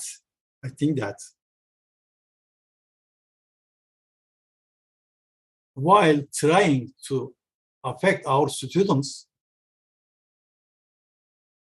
it is important to things to benefit for that process is very important. That's why knowledge power and personality power is very important. The last thing we are going to apply to influence our students is authority power. I am a teacher. Saying you have to obey me is very dangerous for intellectuality and leadership. That's why you have to be loved yourself to your students. Leadership requires being loved. Being manager requires respecting, being respected. But the thing we need for Generation Y members and Generation Z members is love. You must be loved by your students. I guess that if you have capacity of leadership and intellectual leadership, you can be easily loved. After you love students, if your students love you, you can be called very easily as a leader, an intellectual leader. Also, you have to focus on knowledge power. It means as teacher, as professor, you have to develop yourselves intellectually, socially, and professionally. It means developing yourself professionally is not enough, is not sufficient to be able to have acceptance from your followers, your students. You must be loved, and you must be informed, and you must be knowledgeable. You must be intellectual. If you do this, I think you are going to be loved by students, and you are going to be successful teachers. I think that everybody, being a manager, must be leader. This is not choice. This is not preference. This is mandatory. Anyone managing any process must be a manager with leadership quality. This is my point of view. Thank you so much, Professor. This is very complete response from you. And then this is the last one from Fatmawati. How leader? I want to link between intellectual leadership here, leader and follower. How to make a bridge between them effectively in terms of intellectual leadership? Actually, I have already answered that question. I think this is my point of view. If your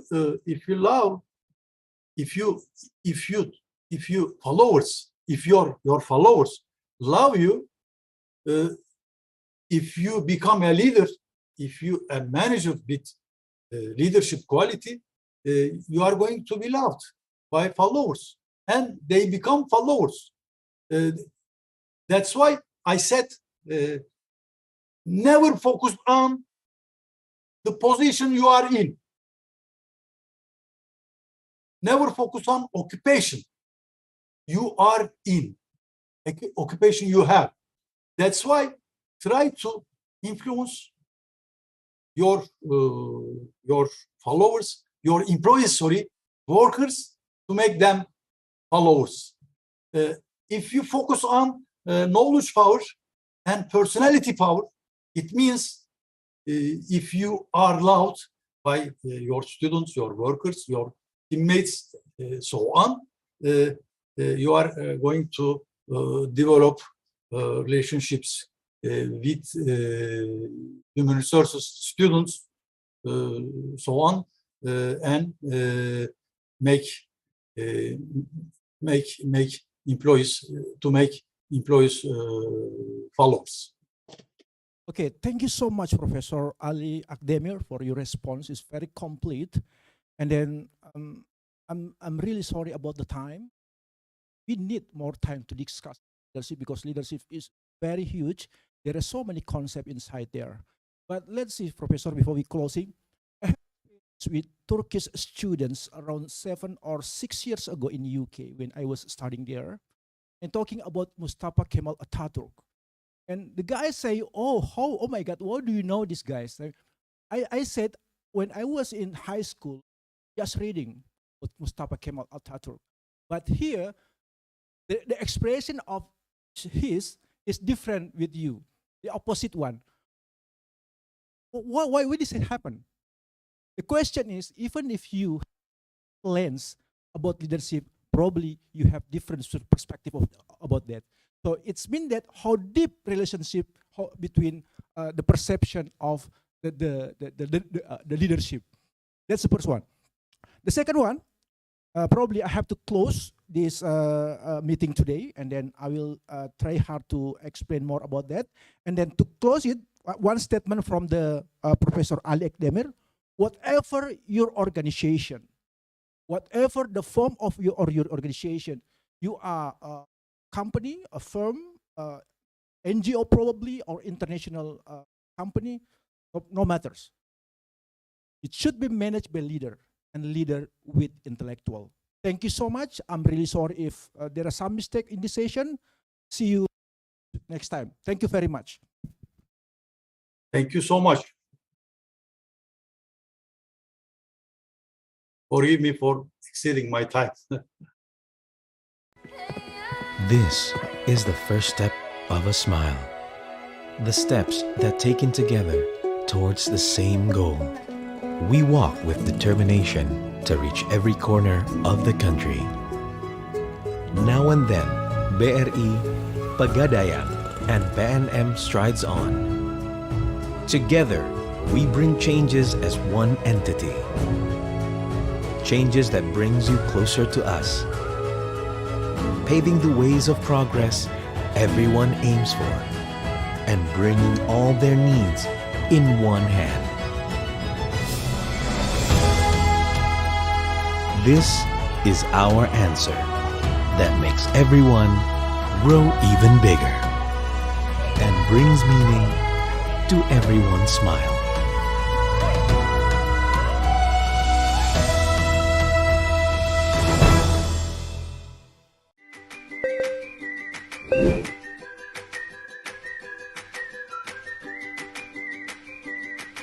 Game terus.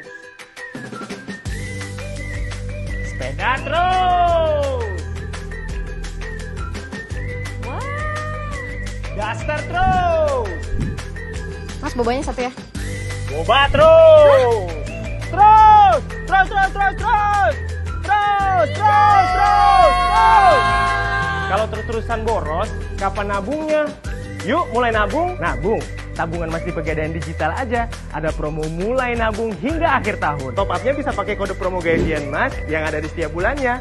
Kamu bisa dapat diskon hingga Rp250.000. Download aplikasi Pegadaian Digital dan mulai nabung dari sekarang. Yuk mulai nabung Mas sekarang untuk masa depan yang cemerlang. Pegadaian. Nabung terus ya.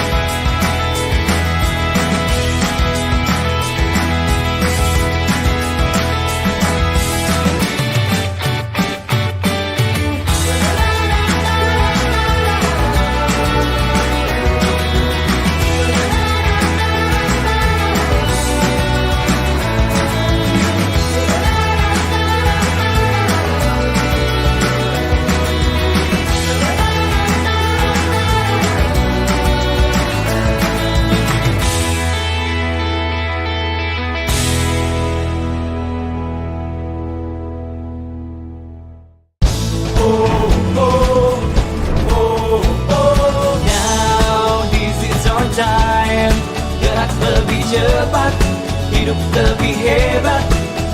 Dimanapun kita berada, kita semua sama, lari penuh semangat. Chase a dream in every day we live in.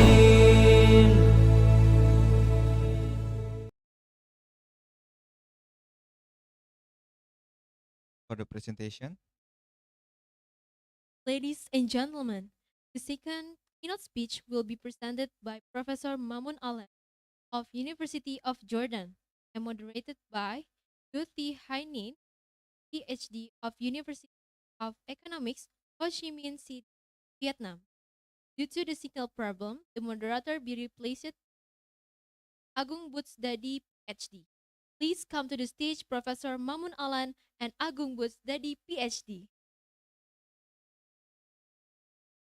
Thank you.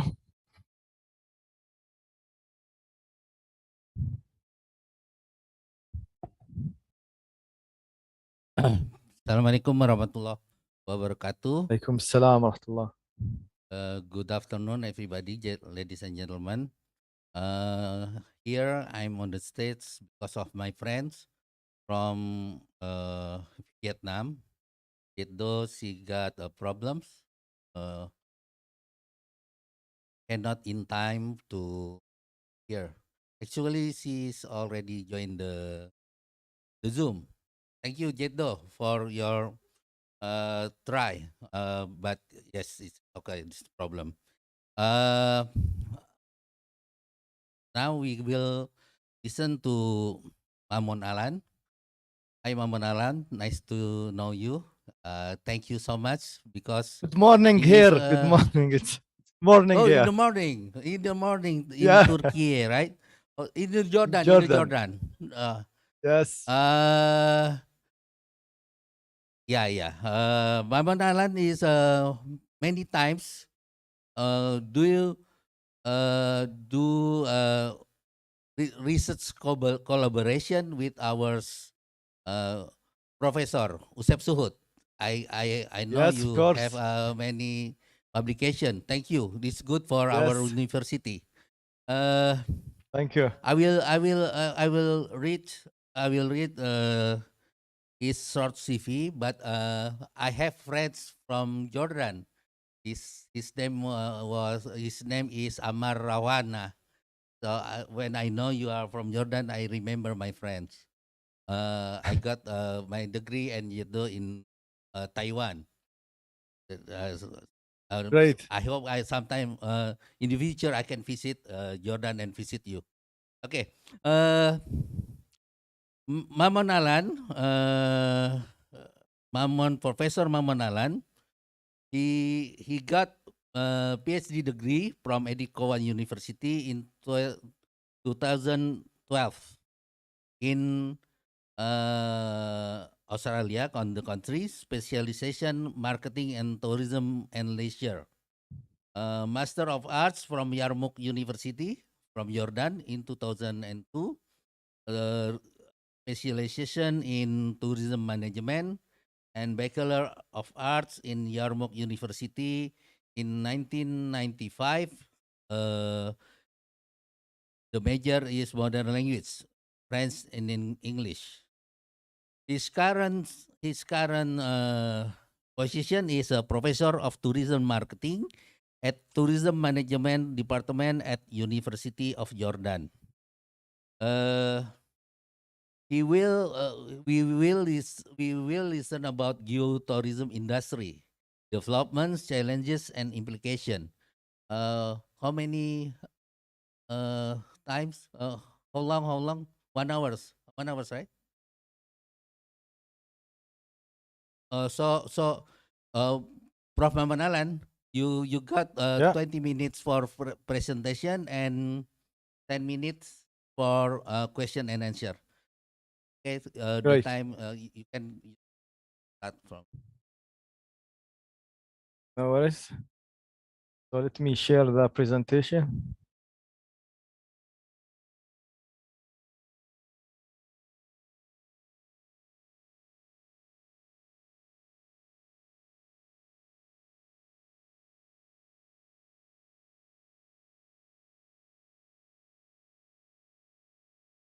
All right. Thank you, Doctor. Good morning, ladies and gentlemen. Good evening in the timing zone of Indonesia. First and foremost, I would like to express my deepest thanks to the organizing committee and UNGI for this great opportunity to this important conference. Nevertheless, today I'm going to shed the light on the issue of geotourism industry, tourism with geological purpose, development, challenge, and implication.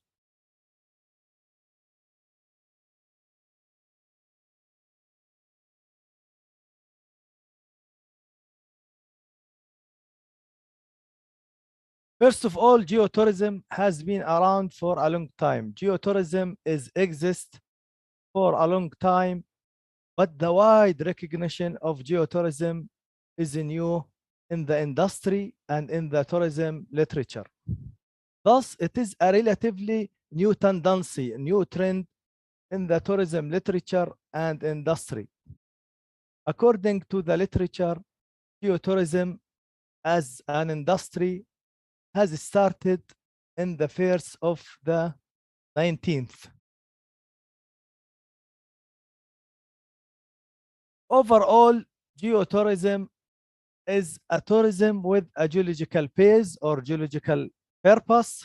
It applies the notion of sustainability.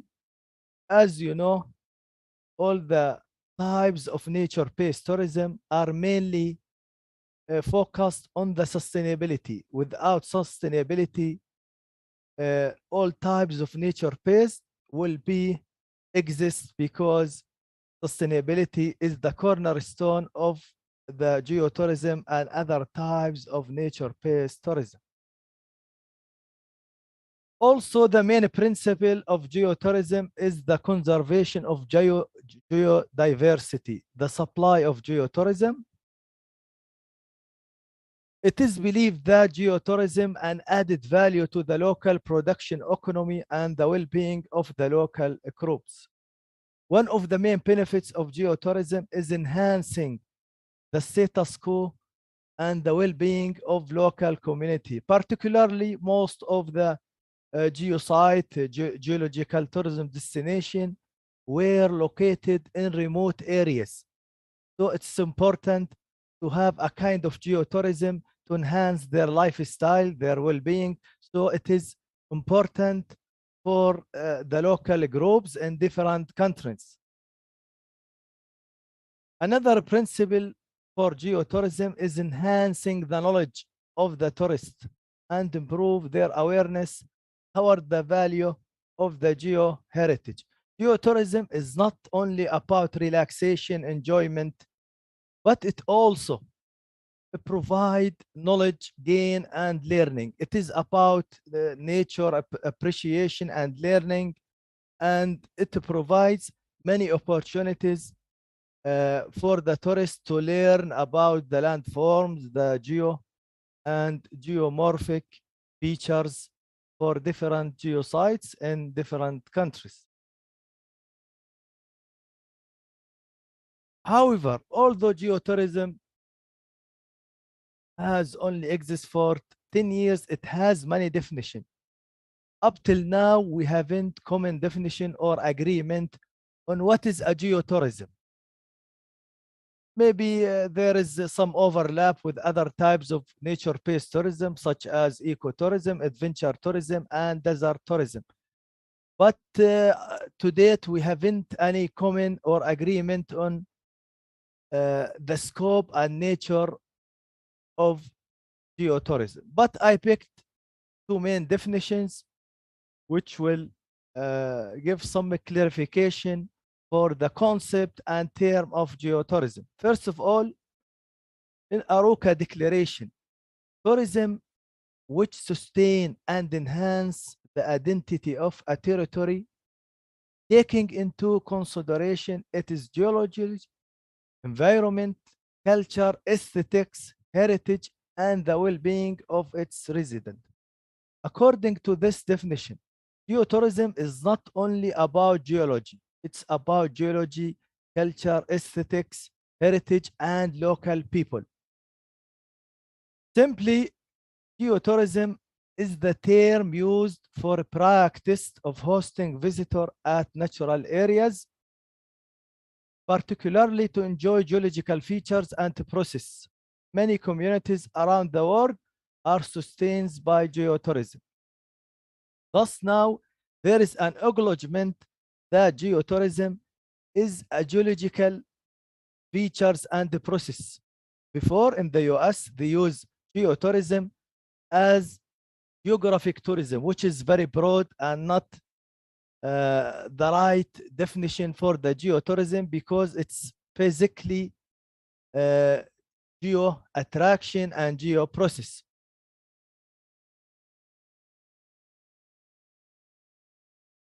Thus, in this framework for the type of geotourism, it is noted that geotourism is first an alternative tourism, is not related to mass tourism. It is an alternative, sustainable tourism as it combines the natural, cultural, and heritage attributes. Thus, it is nature-based tourism. It is focused on the culture of local people and gives attention to the heritage of the local communities. So this is the scope of geotourism. Another framework for the nature and the scope of geotourism, this framework gives you the main scope of geotourism. This framework is concise and clear, and it's indicated that geotourism is mainly a geology and tourism. According to this framework here, the cornerstone of geotourism is the geological process and form and geomorphological characteristics for geosites, including the landforms, the surface, mountains, and other types of landforms, without forgetting that geotourism is a type of tourism that requires infrastructure, superstructure, activities, amenities. So overall, geotourism is promoting the tourism to geosites and geopark. Okay, it's important to have geological features, but you need services, you need amenities, facilities, entertainment as other types of tourism.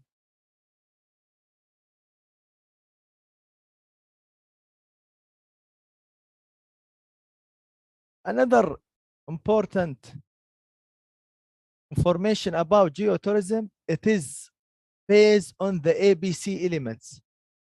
So geotourism is an approach to tourism which focus on geology as a basis to understand the environment. The ABC including three main pillars or principles on the all nature-based tourism types: the abiotic, biotic, and cultural elements.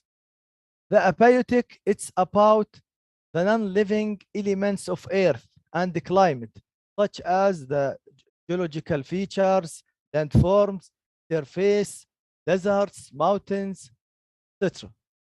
Whereas the biotic, it's about the living things, about fauna and flora, it's about planets and animals. So in this type of attraction, we talk about wildlife tourism, ecotourism, and other types of natural areas tourism. Moreover, we talked about cultural elements.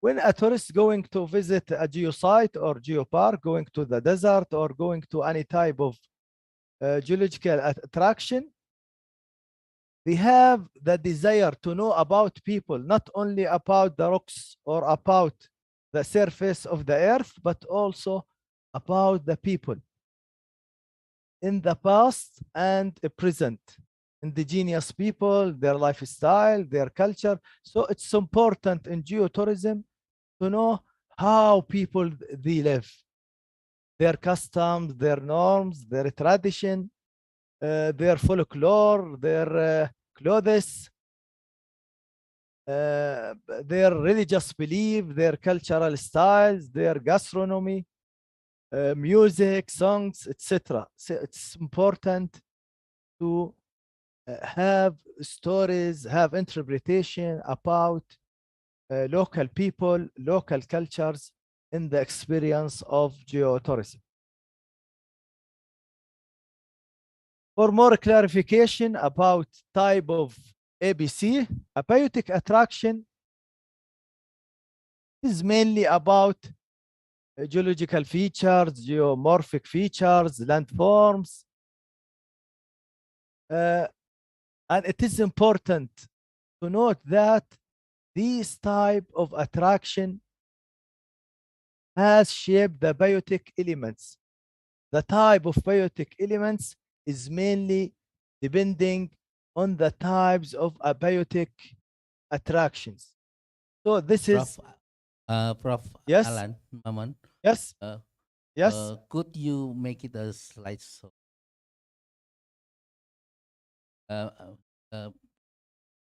Make it Sorry? full screen. Make it full screen. So Okay, full screen. Yes, yes. Sorry for that. Okay, no worries. can I have one question? And now before you- it's okay. Okay, it's okay. Yeah.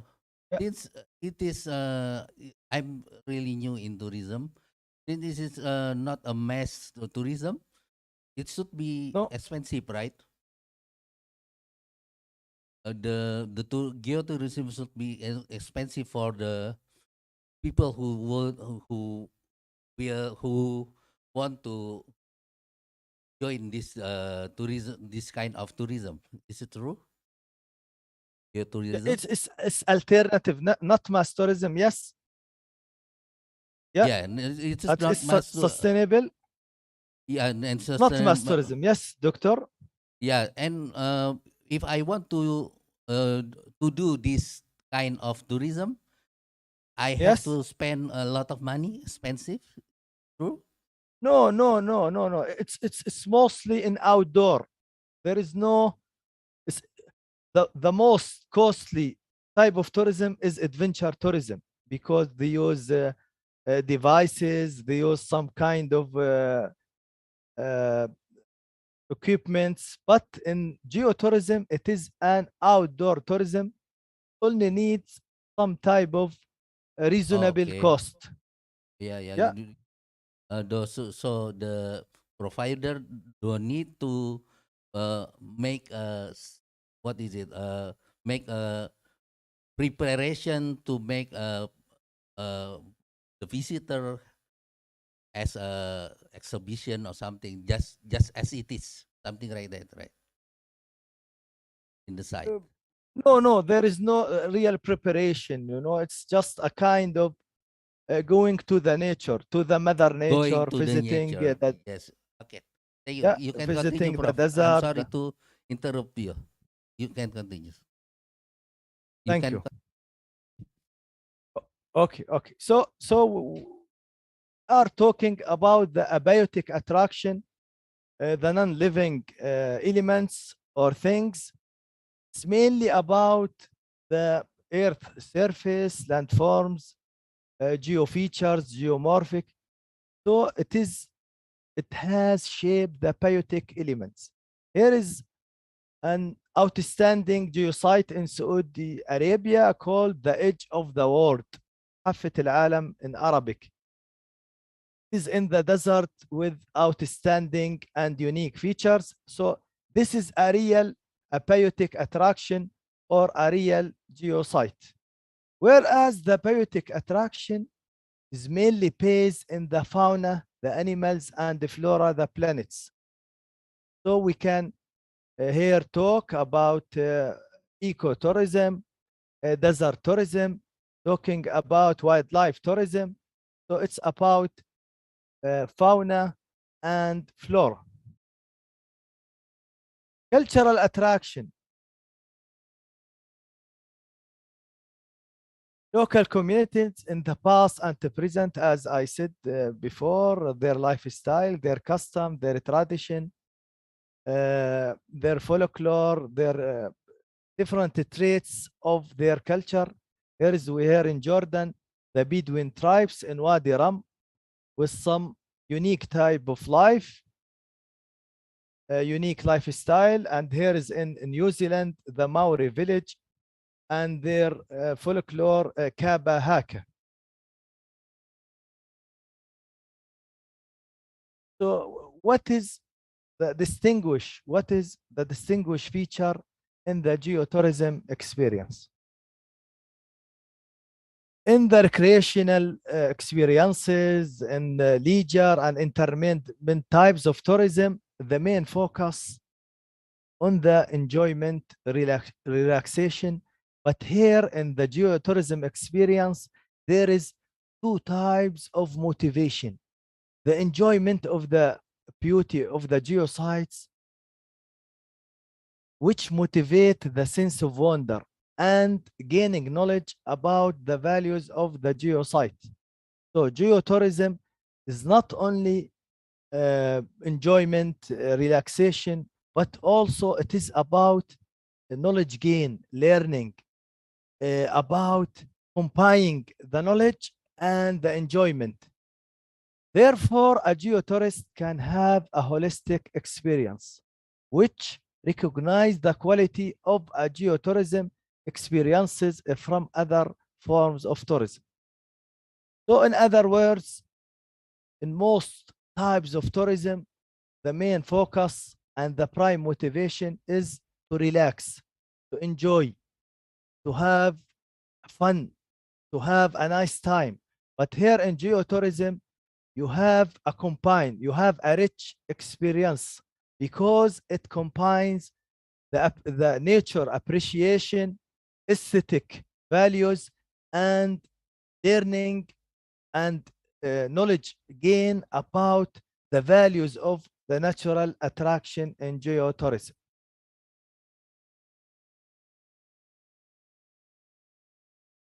Another fundamental question in geotourism literature is, who is the geotourist?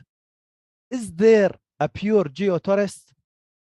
Is there pure motivation for the geotourism participant? Or there is an overlap between the motivation of geotourists and other types of tourists, such as, for example, the ecotourist, desert tourist, wildlife tourist? So debate and the question have been raised recently about the geotourist and their niche market. Up till now, the geotourism literature doesn't provide a common definition. As I said, we haven't agreement on who is the geotourist, and there is a clear lack of studies about geotourist. It is critical, it is vital to identify and profiling the potential and actual geotourist undertaking geotourism experience.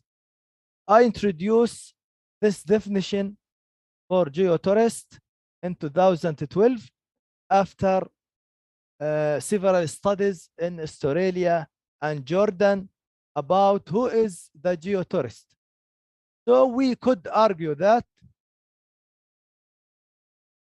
the geotourist is an individual who visits a site that has a significant geological or geomorphic characteristics to view it and gain knowledge about its feature. So it is a unique experience, including the knowledge and viewing or watching the natural features and enjoying with such types of unique features. Another try to clarify the types of geotourists is by the spectrum of geotourist. This spectrum has high level and low level of geotourist. Here we talked about the active geotourist, the pure geotourist, and the top level of geotourist. They are purely focusing on geotourism experience, but here it is the lowest level of geotourist and the passive type of geotourist. So the active geotourist, the top level, the highest level of geotourist are people who are geologically focused geotourists. But in the low level of the spectrum, the low level of geotourist is geographically focused geotourist. We can talk here about the professional geologist, expert, academic, postgraduate student, nature experts. But in the lowest level of geotourist, we can talk about incidental, accidental, and serendipitous geotourist. Other words, this spectrum provide an insight in better understanding and identification the geotourist who truly, or the visitor who truly recognize themselves as a pure geological tourist, or what so-called geotourist. It is identify the high active and the hardcore of geotourist who has a strong geological background and interest, such as the professional geologists, the academic experts. They are geologically focused tourists, whilst the lowest level are include the passive tourist, the incidental, the accidental tourist who undertaking a geotourism experiences by chance. There is no intention, there is no motivation or desire to undertake geotourism experience, but they are engaging in geotourism experience by chance, without any preparation, without any intention to do so. As a result, each group of tourists have their unique needs, wants, preference, motivation, and intention to revisit the geosites.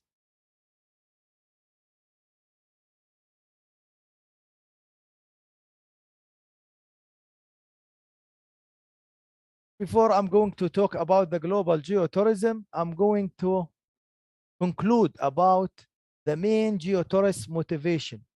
I collect these main motivation and to answer the question, why do people undertaking geotourism experience? Why tourists visit geological sites? To answer such a question, we could say that the prime motivation for geotourism experience, and I collect this motivation by more than 6 studies in Jordan, Indonesia, Australia, and other Arabic countries. And I could be argued that the prime motivations for engaging or undertaking geotourism experience are first, sense of wonder, wow factor, novelty seeking, searching for unique experience, for new types of tourism experience, about unusual tourism experience. 3, knowledge gain, learning to gain knowledge about, for example, when you go to a cave to do a geotourism experience, you know about the historical background, about the types of geological attraction, about the local community living adjacent the cave. So knowledge gain is another main motivation in geotourism experience, and also the main traditional motivation in all types of tourism, enjoyment and relaxation. Another traditional motivation is escaping from the pressure, escaping from daily life routine, escaping from other types of daily pressuring. So these are the main motivation for geotourist. However, sense of wonder, novelty seeking are overlapping with most of the nature-based tourism types, such as ecotourism, wildlife tourism, desert tourism, and other types of natural areas tourism. Now I'm going to move about the global geotourism industry, global geotourism development. Thus, nature-based tourism is flourishing worldwide.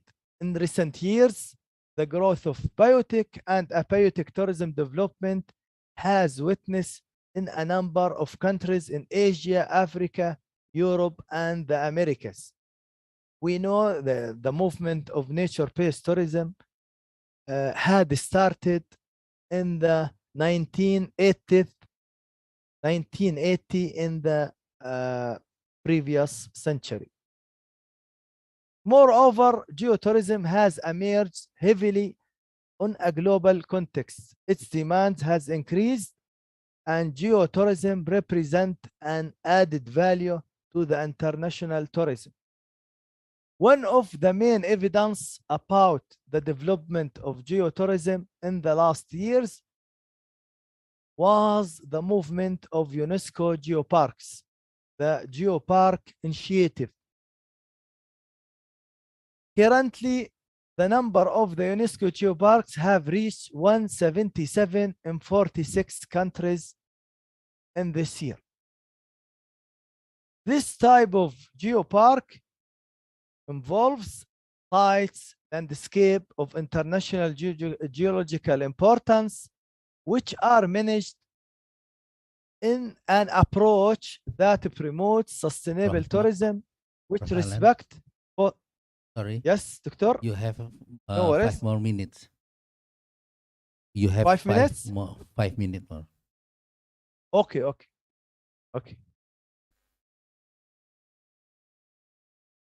So this is the distribution of geoparks in the world. They are mainly in Europe and Asia, particularly in China.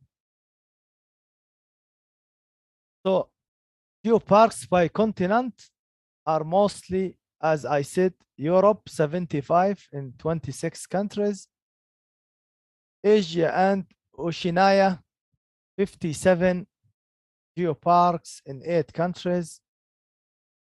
We can see, for example, Africa and North America has only 2 and 3 respectively. In the Middle East also. So the distribution is mainly about Europe and China. Africa and the Middle East are still out of the distribution of geoparks, and they are mainly in the first world countries and not in the third world countries. So we have several geoparks network in Asia, Europe, Latin America, and Africa. We have geoparks networks which cooperate with UNESCO to promote the geopark initiative.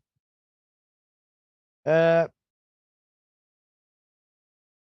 is clear that the geotourism share has increased rapidly in the last years. Several geotourism subcomponents has been and products and activity have grown considerably. For example, we have some advancement on volcano tourism in Indonesia, rural geotourism in the UK, in Iran, caving tourism in Turkey, mountain tourism in Nepal, desert tourism in UAE, in KSA, in Jordan, hot spring tourism in Turkey. We have several advancement in different types of geotourism attractions. Also, several countries have promoted many iconic geological sites. So here in Australia, such as Aluro, the Grand Canyon, some geosites in West Java, Wadi Rum in Jordan, fjords in Norway, they are iconic geosites and they are a main tourism attraction in these countries. So we have some outstanding geosites. To give an idea about what is a geosite, we have the door to hell in Turkmenistan, Sand Sea Tinijar Caldera, Indonesia, this outstanding geosite. Wave Rocks in Australia, Eye of Sahara in Mauritania. This geosite, you can see it from the space as a human eye. It's in the desert in Africa. Antelope Canyon with this outstanding geological attraction, Arizona in the US. So why geotourism is important? Because it could provide direct and indirect employment.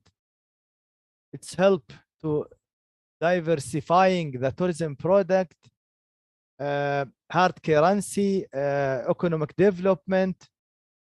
It helps to promote education and knowledge about the natural attractions, natural culture. It helps the well-being of local community. It enhances the protection and sustaining of the geoheritage and sustain it to the next generation. What are the main challenges for geotourism development? So, Doctor, I'm trying to keep and be faster, okay, Doctor? The main challenges are the tourism. Okay, the geotourism phenomenon is still new and has not gained traction in some world regions. For example, in the Middle East and Africa, geotourism is still out of the tourism discourse in these regions. Accessibility, infrastructure issues, safety and security.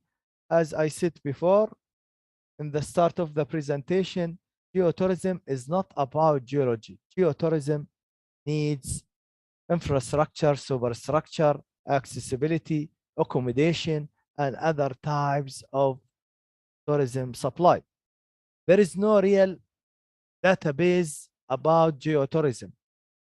Till the UNWTO, the World Tourism Organization, doesn't pay sufficient attention to the geotourism, its number, statistics. We haven't real statistics about geotourists in the world. Little attention in the international tourism discourse. The tourism discourse is mainly based on the cultural tourism, sport tourism, adventure tourism, and other types of popular tourism. The focus is still in the attraction and ecotourism rather than geotourism. There is a lack of sustainability of geoheritage in several countries. We see this kind of lack in Afghanistan and some countries of Africa and the Middle East and other parts of the world. So how we could develop geotourism destination, provide eco-friendly accommodation such as the geolodge, tourism supply, tourism service, facilities, amenities, providing also infrastructure and superstructure. Should be ongoing planning and management. Interpretation process is vital for the success of geotourism because it's about knowledge and learning, identifying the geological and geomorphic features and sustain it. Accessibility is very important, particularly geosites are located in the remote areas and not in the main city or in the capital. So finally, geotourism is a geological tourism. It is sustainable. It mainly focuses on understanding and appreciation of the geological heritage. It is predicted that the scope of geotourists will increase in the next years, so the number of the geotourists will be increased in the next years because most of the people now after the pandemic looking for seeking outdoor experience. So geotourism is a real candidate for such type of outdoor tourism experiences. As we said before, geotourism is very important for the local people and local business and local economy because it could enhance the economic, cultural, social aspects for local people. Geotourism managers and policymakers should focus on the sustainability. Without sustainability, there is no geotourism, and we should create balance between the development of geotourism destination and their conservation.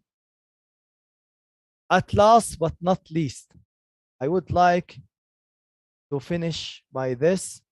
The earth retains memories of the past, inscribed both in its depth and on its surface, in the rocks and in the landscape, a record which can be read and translated.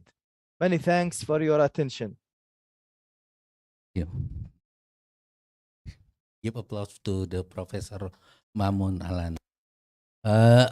Professor Mamun Alan, it's a good presentation, very interesting. Thank you. And we have 5 questions already. I will read it one by one. So please answer it in not more than 1 minute, maybe. Okay. 2 minutes. Okay, The first question. Wow, the first question. This is not the examination, Professor. We want to discuss with you. From Pak Zukra. Pak means Mr. Mr. Zukrabudi. Pak Zukrabudi. He question related to novelty seeking, looking for the new things. What is it actually? Go find the new things. It is it's like what is it called? Go along the world for seeing the greatness of Allah, or just you go to Himalaya and expect to find Yeti, something like that, or just this is for Indonesian very hard to see snow. Just go to the snow mountain, something like that. You can answer. Yeah, yes. It's searching about distinctive experiences, about new things.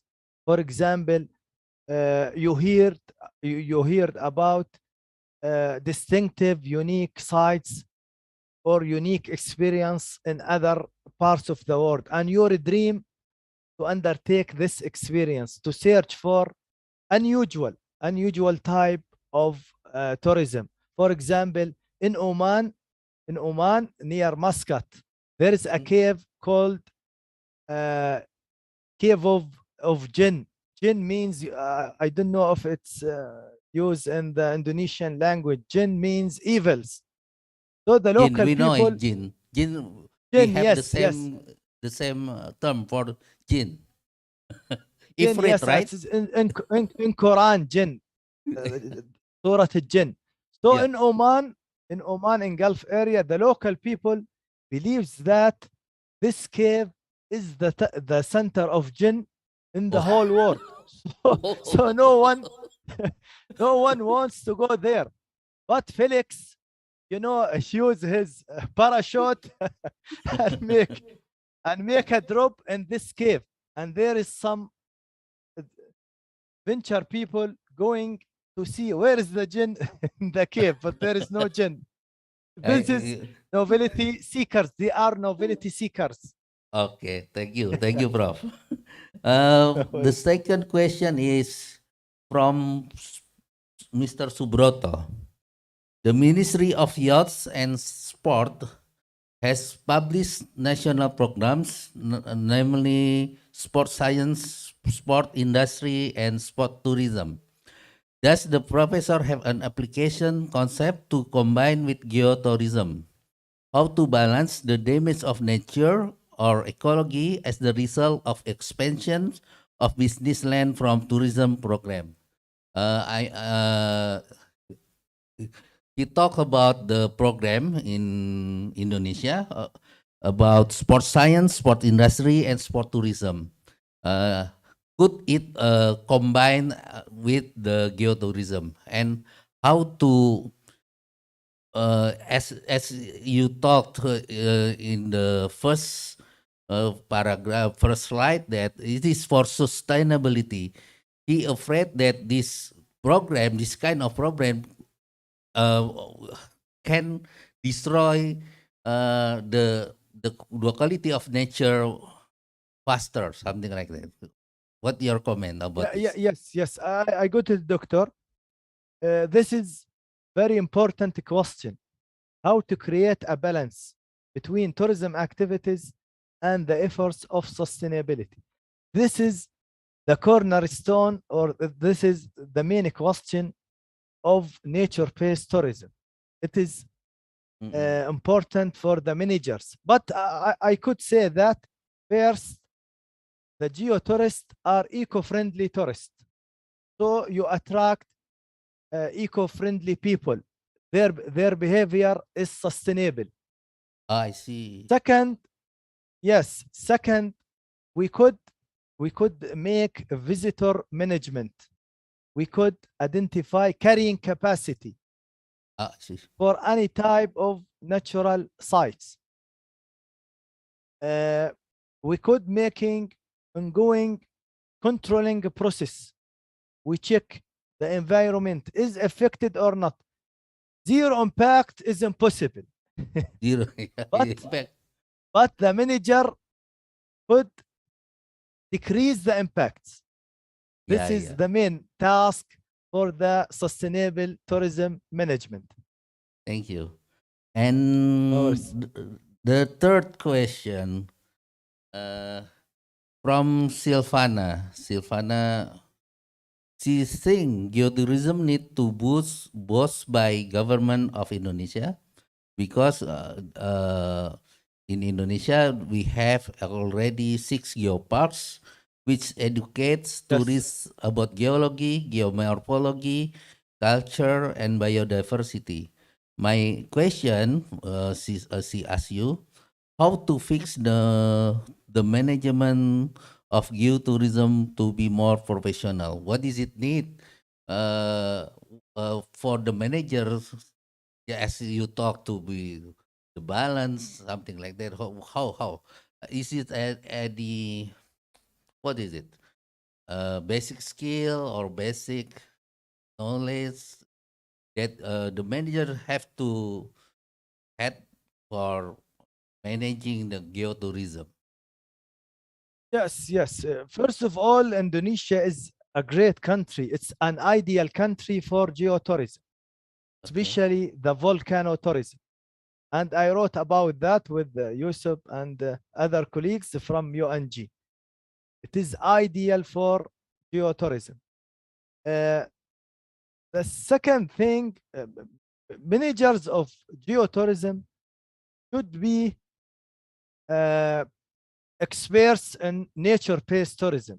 They should have knowledge about ecotourism, desert tourism, and other types of nature-based tourism, alternative tourism.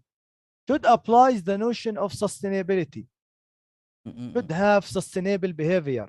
Should have sustainable behavior. I think it's important. Academic background about natural areas tourism. Okay. The last two questions I will make it together from Pak Abdurrahman. He what is it called? He thought that there is no second visit for geotourism. Usually, I just want to go there once, and then I never want to do it again. There's no loyalty product or some program for this. Very significant question, but I have the answer. The second Because I one proved that. The second one, is this any correlation from Pak Wispando, Mr. Wispando? Is this any correlation with geotourism with halal tourism? Do you know the term of halal tourism? Yeah. Of course. Okay. What do your comment about The these first two question questions? the first question is very, very important, and always I heard about it. Oh, okay. How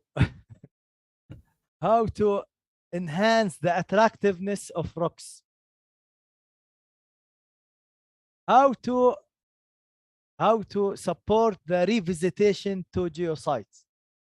But I prove that the geotourists have the intention to revisit different types of geosites, and we have loyal geotourists.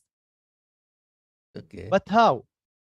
How? My suggestion is, in order to support the repeat visitation for geotourists and to enhance the attractiveness of the rocks or of the geological features, we should put the geological attractions in different contexts. For example, in Jordan, Wadi Rum is geosite and filming location.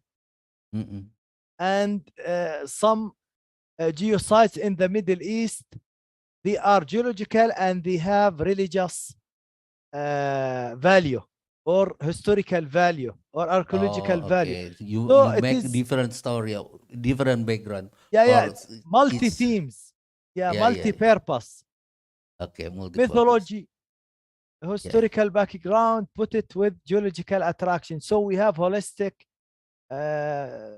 geotourism products. Okay, and the last question, any Halal correlation? tourism, halal tourism. We talked about halal geosites, halal geoparks. In Quran, there is many indication about to go to the nature, to see the Greatness nature. of Allah. Yes. So you should. So halal and geotourism, I think they are related to each other. The nature is a teacher for believers. Okay, thank you so much for this time, worries. Professor Maman Alan. I hope we are can welcome. see it again in the future. Thank you so much, and I'm sorry if I deliver this session not so good. Thank you so much. Assalamualaikum warahmatullahi wabarakatuh. You are welcome. Thank you. This is the first step of a smile. The steps that taken together towards the same goal. We walk with determination to reach every corner of the country. Now and then, BRI, Pegadaian, and PNM strides on. Together, we bring changes as one entity. Changes that brings you closer to us. Paving the ways of progress everyone aims for, and bringing all their needs in one hand. This is our answer that makes everyone grow even bigger and brings meaning to everyone's smile.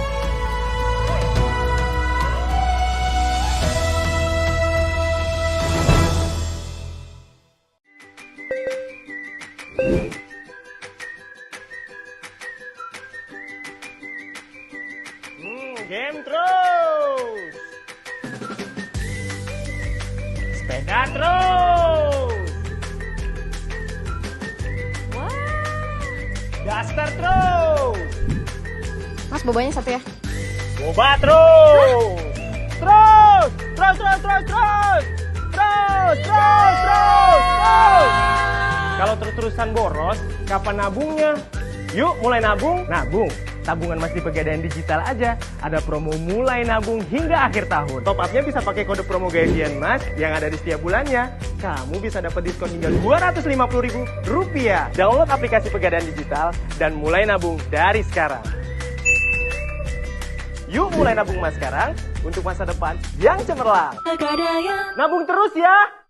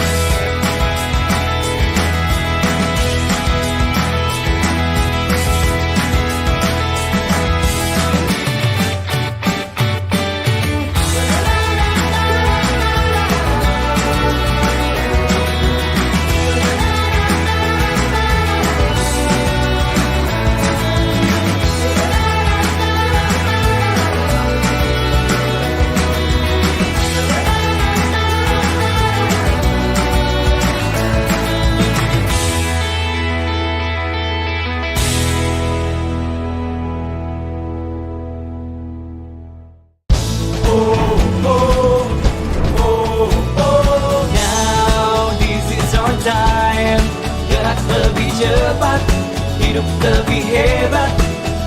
Dimanapun kita berada, kita semua sama, berlari penuh semangat. Chase a dream in every day we live in.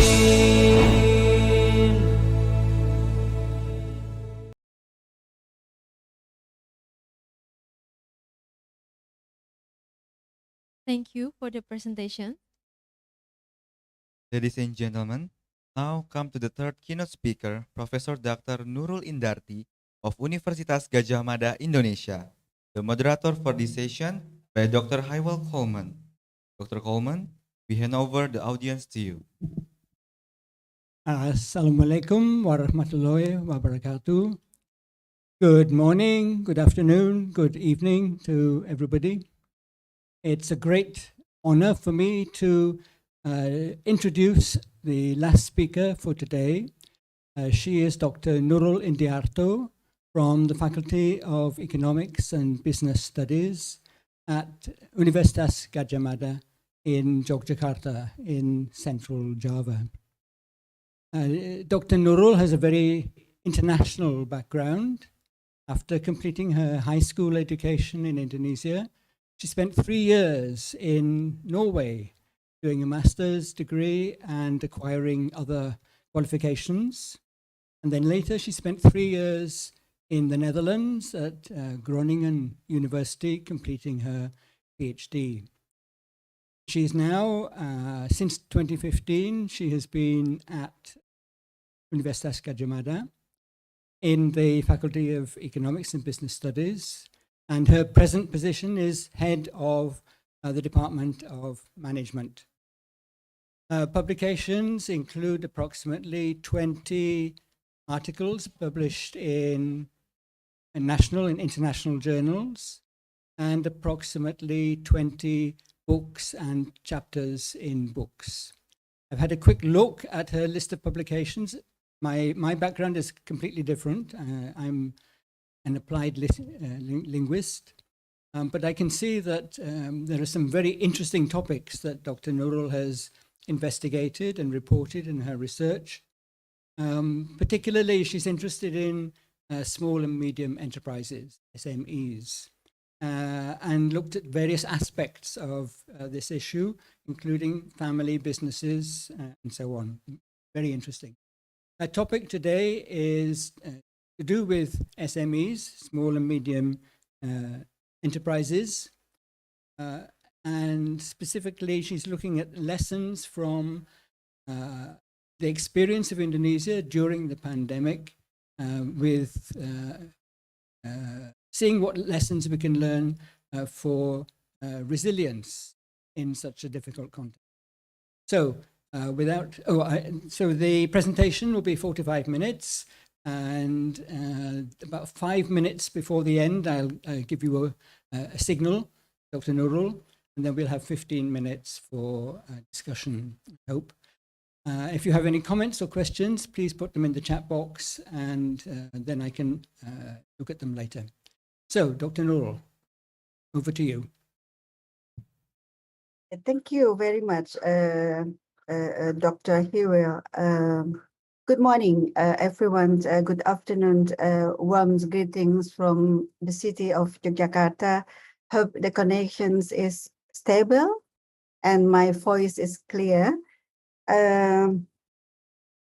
Excellencies, ladies and gentlemen, I would like to express my thank you for inviting me to this great conference, the international conference, and for giving me the great opportunity to talk. As mentioned by the moderator, I would like to share my little knowledge on entrepreneurship and how this kind of elements support the small, medium enterprises, especially when they face the pandemic. We try to compare the performance before the pandemic and how they react during the pandemic. Let me share my PPT. Yeah. So my title is Small Medium Enterprises Resilience and its Strategy. I would like to share the knowledge, especially about the Indonesian SME during the pandemic. So this is my agenda. I think it's important to have the same line of understanding about small, medium enterprises in Indonesia, the contributions, their characteristic mainly, and one main problem that I emphasize in my presentations is about human resource management. Even though there are many problems related to small, medium enterprises in Indonesia, but due to a limited time that I have, I would like to more focus on human resource management. And the next topic is small, medium enterprises during the pandemic, what they face and how they try to respond. And in sharing this point, I use the previous studies, especially by Bapenas. And then last, I would like to propose the strategy the SME can use or adopt to be resilient. So this is the agenda. I hope I can deliver my talk within the given time. Okay, ladies and gentlemen, what is the characteristics and the contributions and the main problems that our Indonesian SME has? According to the data, even though this is a bit longer time, we have many small, medium enterprises in the percentage, almost 100. To be more precise, 98.68% that is small, micro, small, medium enterprises. Mainly they are self-employed. And these SMEs, this huge number of SMEs contributes to 61% of gross domestic product, especially in 2018. And they also contribute to 97% to the employment. This is reported in 2018. And then some SMEs, they do export as well. They also have the contributions to the total export of Indonesia, even though not in the big number, less than 15%, it is 14.7%. In terms of the sector, we have many different sectors, mainly agriculture, processing industries, retail, provisions of accommodations, food, drinks, some SMEs also dealing with transportations, warehousing, and other services. So this is the contributions in terms of the country level. Our SME are many, and they also make contributions to the nations. We go more detail on the main characteristic that our Indonesia SME has. This is particularly before the pandemic. So in terms of the number of populations is huge, but they are dominated by micro, small, medium size. Very few of them in the context of large corporations. In fact, the majority, they do not have the legal business entity, and they do not use the computer for their business to support the business. And another characteristic, they do not use the internet, and they do not have the partnership, and they do not get or did not apply for credits. So this is quite interesting. The nature or the characteristics, especially for the SME before we face the pandemic 2020. The majority of them, they are not using the internet at all. They do not really build up the partnership for the credits. To the best of my knowledge, many of them, they do not apply for the credits because of the bankable issue. They do not provide a good financial report. Another point, they may have the issue of the preference, the belief that dealing with interest rate is not their options. So they don't want to apply for the financial credit. So this is the nature that our Indonesian SME has. Then the main problems based on the characteristic, what we have, what main problems, because in terms of the size, in terms of the populations, there are many. But in terms of the internal process, our Indonesian SME have this kind of problem. As I mentioned, I would like to more focus on internal perspective, that is the human resource management, particularly on the internal point of view. We have problem, many Indonesians SMEs have problem with the mindsets of the owner. This is related to the feeling of enough. Maybe this is based on my studies. The majority of Indonesians SMEs owner, they have their own belief based on their religions, particularly. They make them not really want to achieve more. So they can be easily get the conditions that this is enough for their business. They want to make the business bigger. This is related to the mindset of the owner and manager. Another mindset that really a kind of barrier for the SMEs is they want to avoid the complexity as well as the risk. So that's why when we got the information that many of them, they do not apply for the credits, this may because of they don't want to apply, they don't want to avoid the complexity and the risk of failure.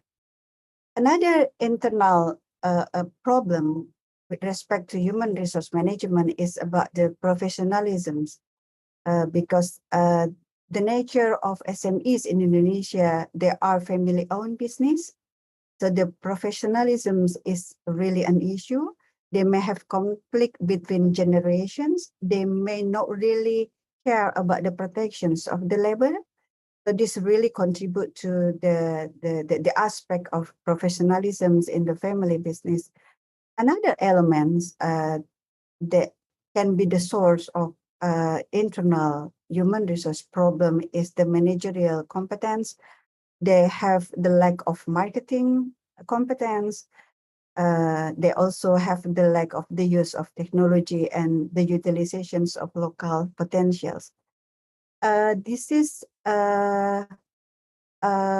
problems is coming from the internal point of view, but when it comes to another aspect that also related to the human resource problem, it may come from the external point of view. Stakeholders, probably the Indonesians audience now, you are familiar with many stakeholders in Indonesia that have the program to empower and to support the small medium enterprises to reach high level of competence. They may have some policies, but maybe it's not that friendly, or maybe in terms of the stakeholders, they have the programs, but with the limited assistance, so it may affect to the problem in terms of the HR management problem. Another problem is related to the synergies of empowerment program.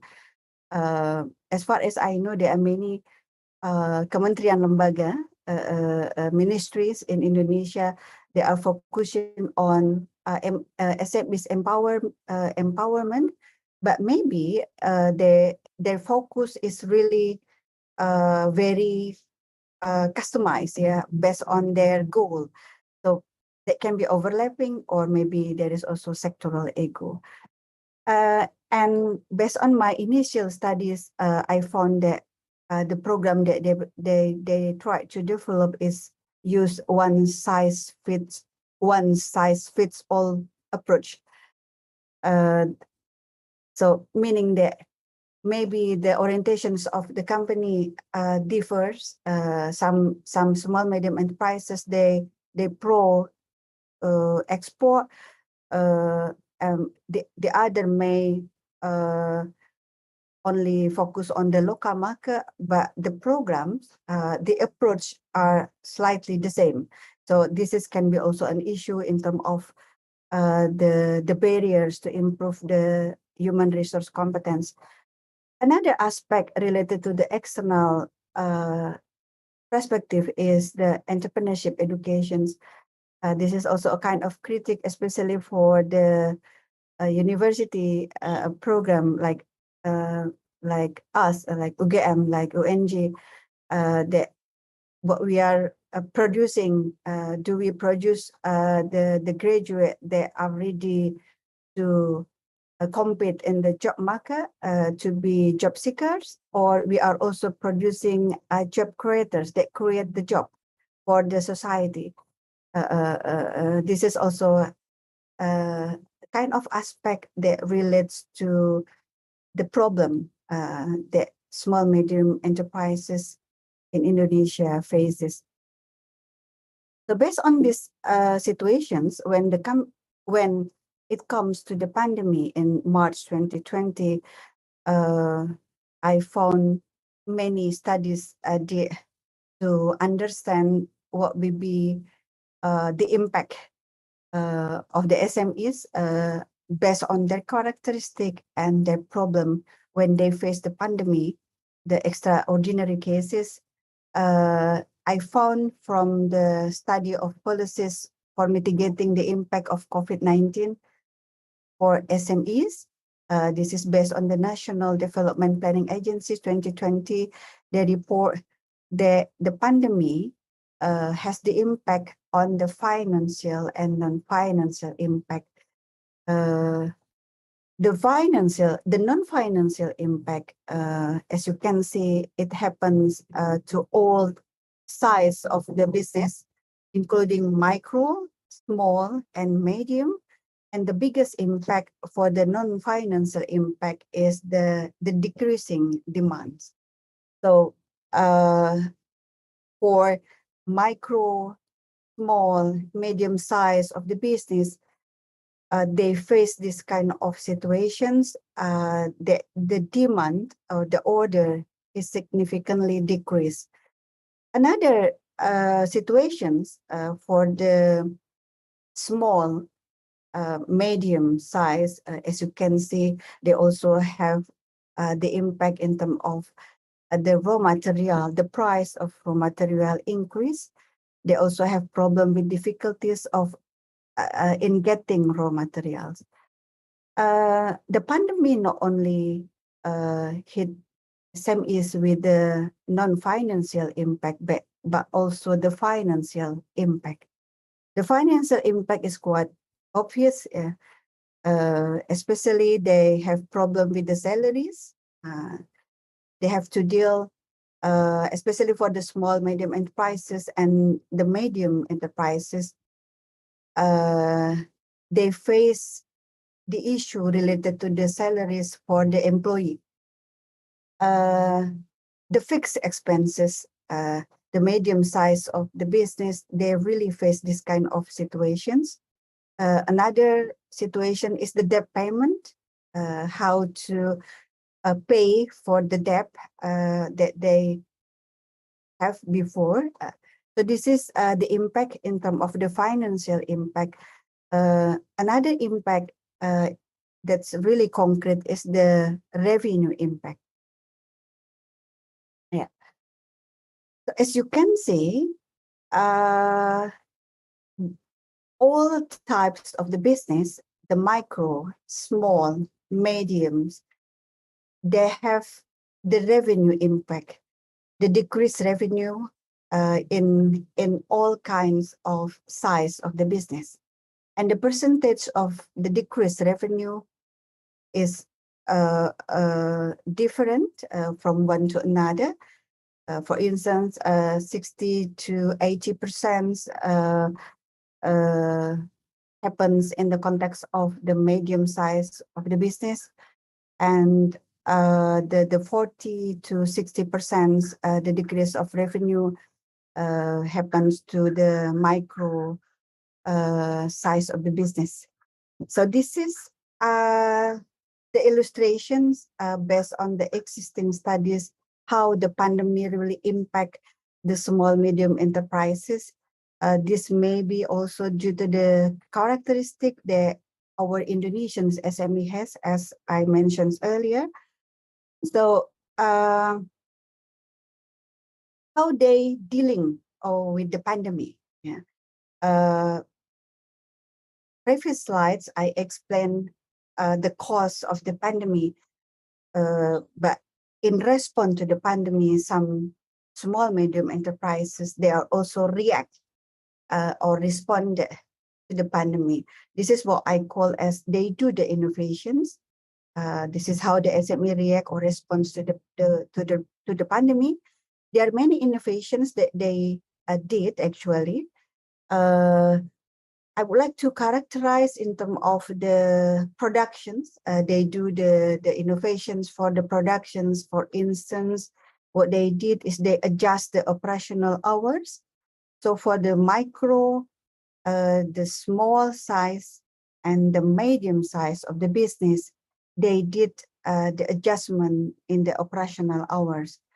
As the demands decrease, they try to adjust the working hours for the employee. So this is kind of the innovations in terms of the productions. Some of the company, they also did nothing. As you can see, for the medium, they did nothing as the response to the pandemic. Another innovations in terms of the productions, they changed the business focus. Yeah. They also try to adjust the production technique. They also introduce another material because the price of the material increased, and they try to combine to adopt using another material that may have the lower price. So the production cost is not really significant increase. So this is some examples how our Indonesian SMEs react in terms of the productions element.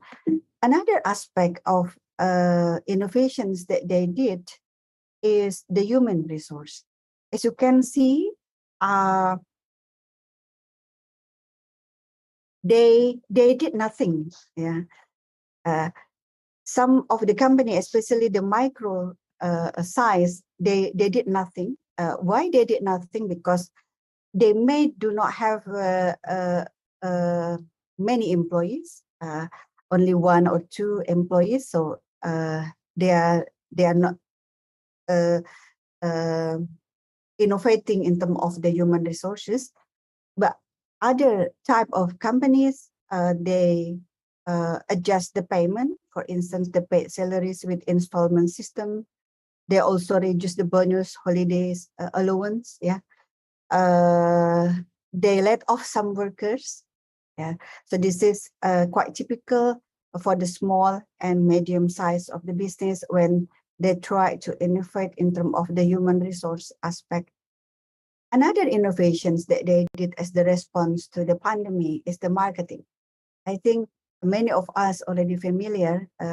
This is related to the main theme that we are discussing today, the industry 4.0, industry 5.0. Many of the small, medium enterprises, the micro, they try to combine marketing product using different methods, particularly the online one.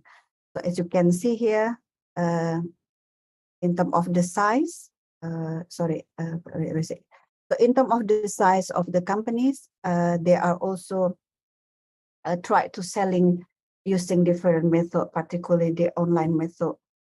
Some of the company, they try to provide the discounts or gift, yeah, to still increase the demand or to maintain the existing customer, to build up the loyalty of the existing customer. They try to innovate in terms of the marketing elements to provide the discounts, or they also try to selling the product with small package to make it cheaper, because as we know, the Indonesian consumer, they have the problem with the increasing purchasing power parity, in general.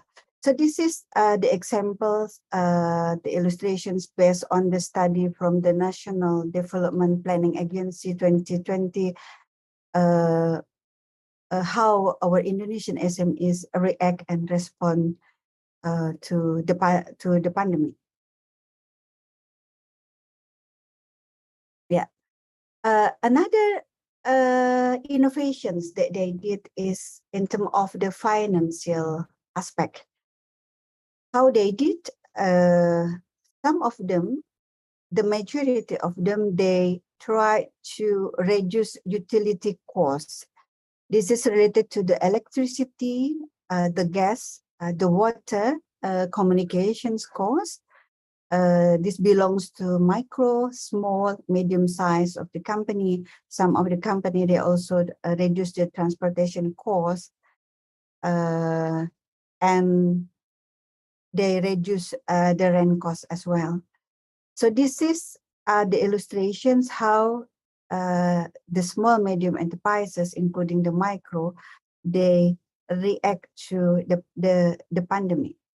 I have another studies, particularly focusing on small, medium enterprises in the food and beverage sector in Indonesia, how they manage, what will be the consequences in terms of the supply chain management and the revenue during the pandemic. So this study is conducted in 2021. We did survey for around 200 small medium enterprises in Indonesia in the sector of food and beverage, and we found that for the companies who have the raw materials which are produced by their own productions, so they produce using their own machinery, or they rely on the local SMEs, we found that there is positive link between the supply chain and the revenue. So SMEs that can increase the revenue is SMEs who has the raw materials are produced by their own productions or from the local small medium enterprises. So for the SMEs who are using the raw material from not local producer, few of SMEs, they are also dealing with the import material from outside Indonesia. We found that there is negative link between the supply chains for sourcing of raw material and the revenue. And another findings which is interesting is, as you can see, that if the raw materials are not from the local SME or import, the revenue is decreased. So this is another findings that we found is about the consequences of the SMEs when they are facing the pandemic. Another aspect that we try to look at is the link in terms of the flexibility. So when the company, the small medium enterprises in the sector of food and beverage, they are quite flexible in terms of making adjustment to product compositions. So they try to follow the market taste. So the fact the revenue was increased significantly. So the ability to adjust make them survive. This is compared to the companies who are not able to be flexible. They do not adjust the product compositions and they do not follow the market taste. So we found that the revenue is decreased. Yeah. This is another of illustrations how SMEs react during the pandemic. So my talk, this is 2-3 slides left. How to build the SMEs resilience. Yeah. This proposal has been sent to the journal and it is published to the Journal of Strategy and Management.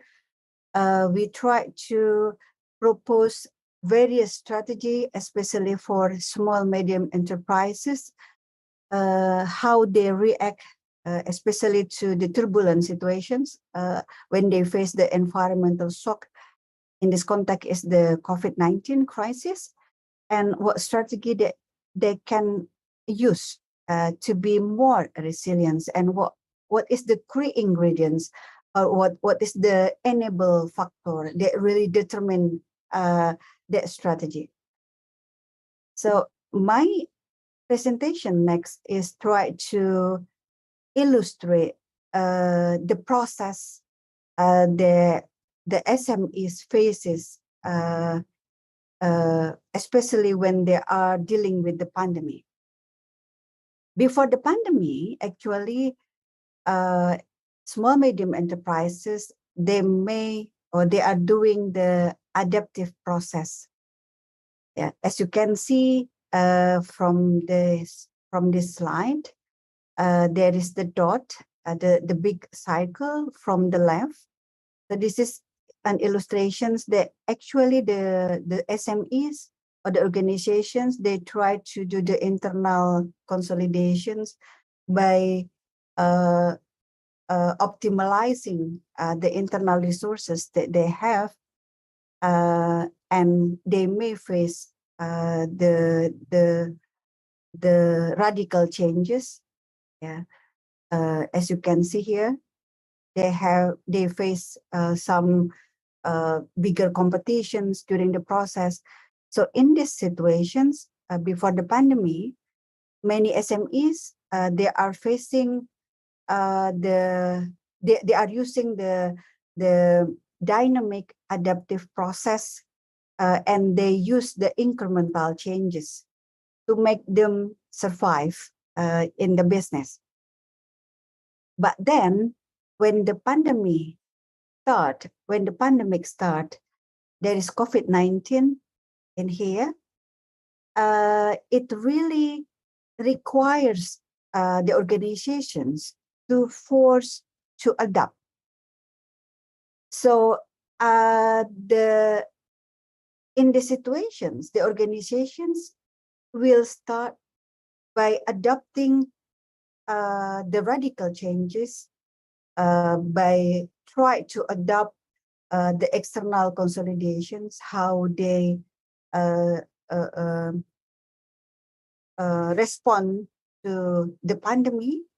And when the pandemic become normal, we move to the new normal situations, and they do the incremental innovations or the incremental changes all the time. So the process is really dynamic, and the process is called an adaptive process. So the company has to be able to understand this kind of situations. Before the pandemic, some small medium enterprises, they may mitigate the changes. So they try to do the internal consolidations first. So when there is changes, they try to implement based on the result from the internal consolidations. But then there is the radical change, the COVID sudden, this is the really environmental shock that really force the organizations to be more proactive, to be more responsive in the situations, and they really have to adapt the external consolidation. They have to be really to conduct the external consolidations. So in the situations, I will use the point from the previous keynote speaker who emphasized the role of leader. Yeah. So the ability of small medium enterprises, how to initiate how to respond the changes by conducting the external consolidations and following with the internal consolidations, it really depends on the ability of a leader. So when we discuss about small medium enterprises, we categorize these organizations is really depending on the role of leader, because many of them, they are really depend on the owner or the manager of the owner, the most important persons in organizations. So we have the terminology like one-man show. So this really determine how the organizations end up with the result, whether they become survive, they become successful, or they not successful. So the role of leaders really important. And when it comes to leaders has this kind of ability. Ibu Nurul, about 5 minutes to go. Is that okay? Yeah, okay. Yeah, it's okay. So leader has this kind of ability. Yeah, this is the entrepreneurial way of thinking and behave. It's called the entrepreneurial orientations. From the literature of entrepreneurship, they categorize the EO as 3 dimensions. Is the ability to be innovative, it's the ability to be proactive, and the ability to see the risk, or the ability to take a risk. So this may relevant when we propose 4 different kinds of strategy. Yeah. So I try to propose in our proposal the combinations of or the interactions of the environmental shock that relate to the type of innovations, the radical changes, and the incremental changes.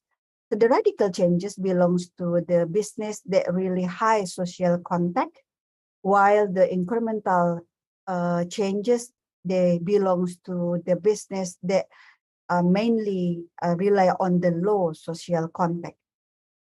So how how they move from the reactor to defender strategy depending on the entrepreneurial orientations. So this is depending on the leader or the leadership ability. So when the entrepreneurial orientations is low, then the radical, the environmental shock is high. Some organizations, they face, they try to survive. Maybe some organization, they cannot to survive, so they just quit. So the strategy that they use just reactor strategy, or when the EO is low and they face the degree of environmental shock is also low, they may use the defender strategy. They use the internal business process. They focus on more efficiency in the business. Yeah. So the defender strategy, they can be utilized when we discuss how they can be more succeed facing the pandemic. The rule of entrepreneur orientation is really significant to move forward to another strategy. That is analyzer, for instance.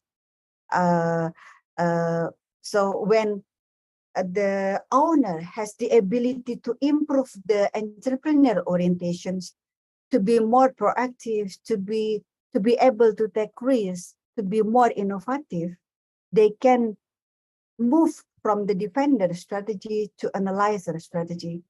So this kind of organizations can be more resilient and can be more succeed. From this kind of organizations, from the reactor, if they can improve the level of entrepreneurial orientations to achieve high EO, when they face the radical or the high environmental shock, they can do the exploratory innovations. So my point is that I think related to the previous speaker, when we are dealing with the small and medium enterprises, what make them survive and be more resilient is really depending on the leader. So it's really important for us to educate them to be more proactive, to be more be able more to take risks and to be more innovative. Otherwise, they cannot survive because we cannot control the environmental shock. So the thing that we can control is how to improve the level of entrepreneurial orientation. So this is the key element to accelerate this kind of strategy. So there are 4 strategies to make the SMEs resilient, but the role of leader becomes very crucial and important. So this is the end of the presentations. Let's us discuss. Hope useful for all audience. Thanks a lot. So I give the time back to the moderator. Okay, thank you very much indeed. Really, really interesting presentation. In Indonesia, we see everywhere we go, micro, small and medium enterprises. And I think sometimes people don't have a high opinion of them, but as your presentation makes clear, they have a huge contribution. They make a huge contribution to the economy of Indonesia. There are some interesting questions. The first one is from Dr. Kurnia Budiskorita, and the question is, does informal economy, such as online and home industry, count as SMEs? In other words, this is a question about the definition of SMEs. Is there a definition based on income or the number of employees? Yes, thank you, Ibu or Pak Kurnia Budi Skorita for the questions. There are many definitions to categorize a business belongs to small, micro, medium, large. Yeah. There are 2 categorizations related to the definitions, like the Indonesian Statistic Bureau.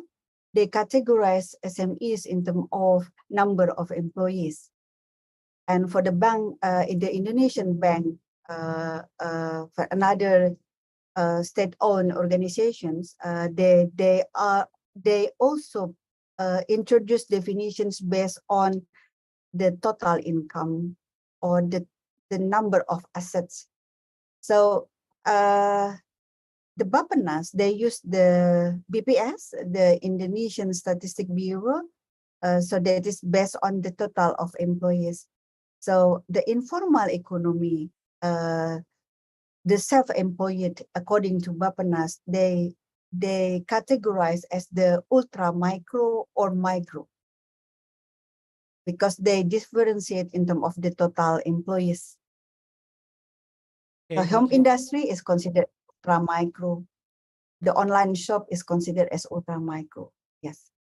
Thank you.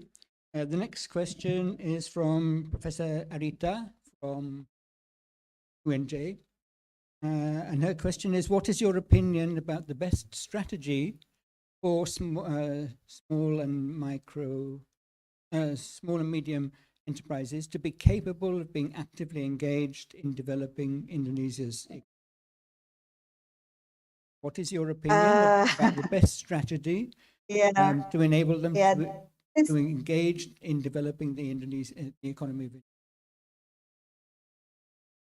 What is the best strategy related to the proposal here? Or is that what you mean, Ibu? Yeah. Yeah. I think the best strategy. Hello. Is Bu Arita here? Okay. Yeah. Oh, so the best strategy, yeah. So in the best strategy for SMEs to be capable of being actively is to improve the level of leadership. So based on my proposal, there are 4 strategies that can be adopted. This is related to the power of the leader, which is the owner or the manager of the organizations. The nature of SMEs is really depending on the man behind the gun. So when this kind of business can improve the mindset of the owner here, they can go from the low to the high level of EO. Any strategy can be implemented, especially in here. So yeah. So the prospector strategy, the analyzer strategy is really depending. It will be depend on the use of technology. Yeah. So this is related to the theme of this conference as well. So this is my response. Thanks for the questions, Bu Arita. Thank you. The next one is from Professor Subroto.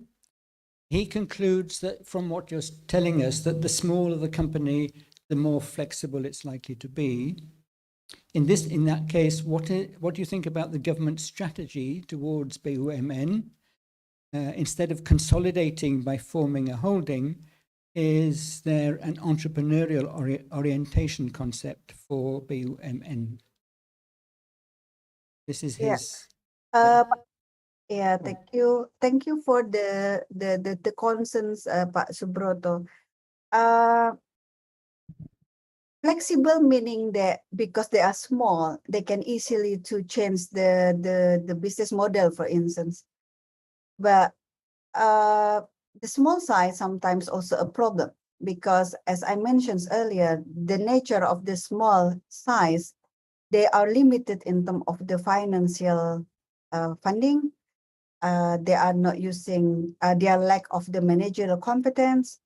So in this sense, I think to cooperate or to be a part of the associations to make a partnership with the big organizations like BUMN is a good strategy to have the access and improve the lack of managerial competence.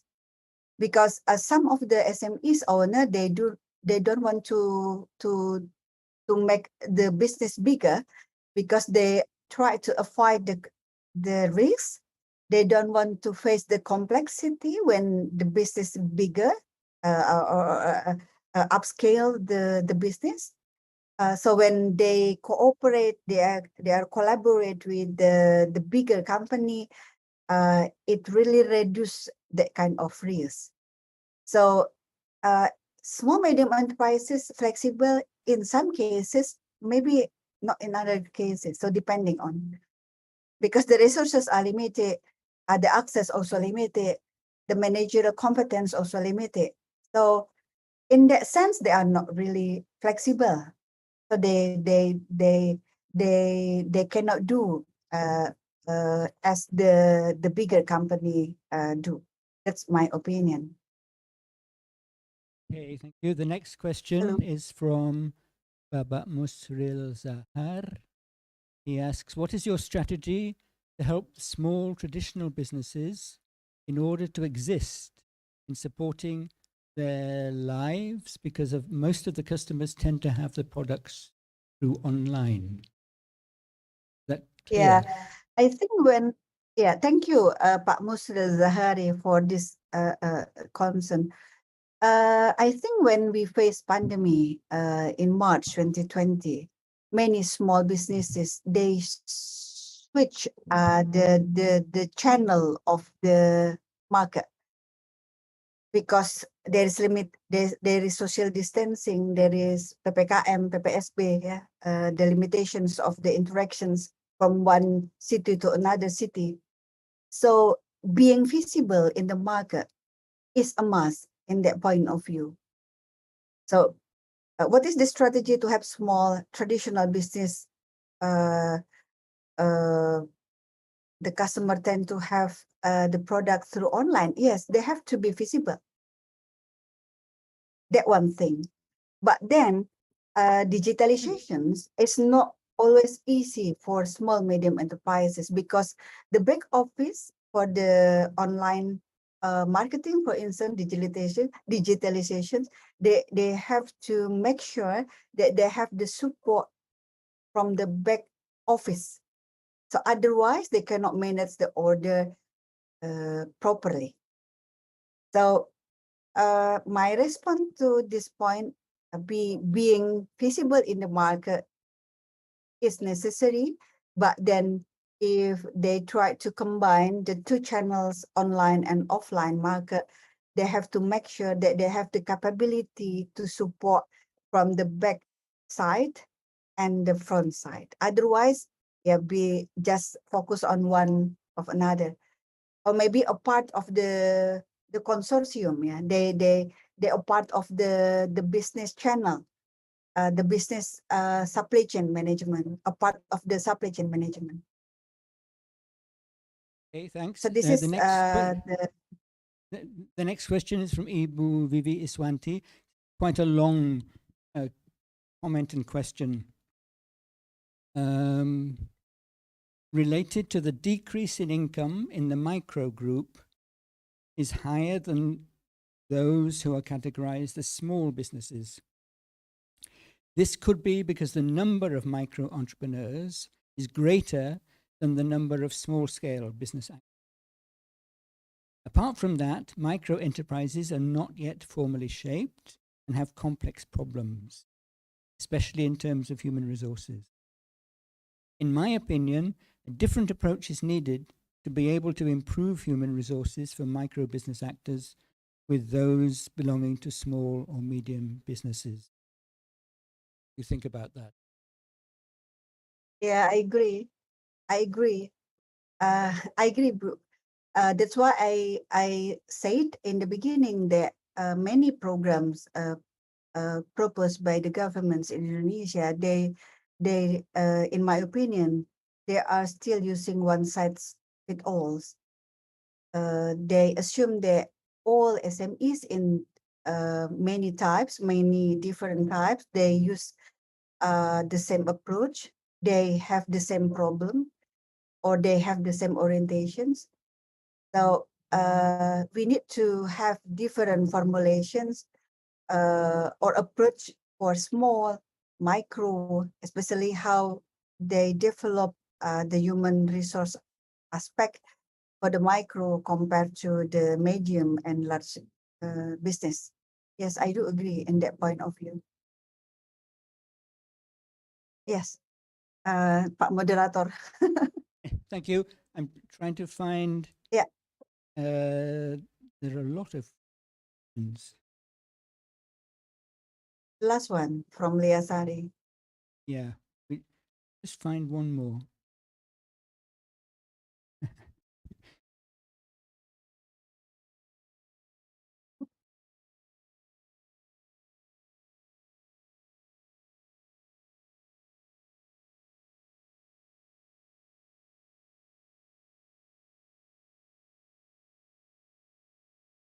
Nearly there.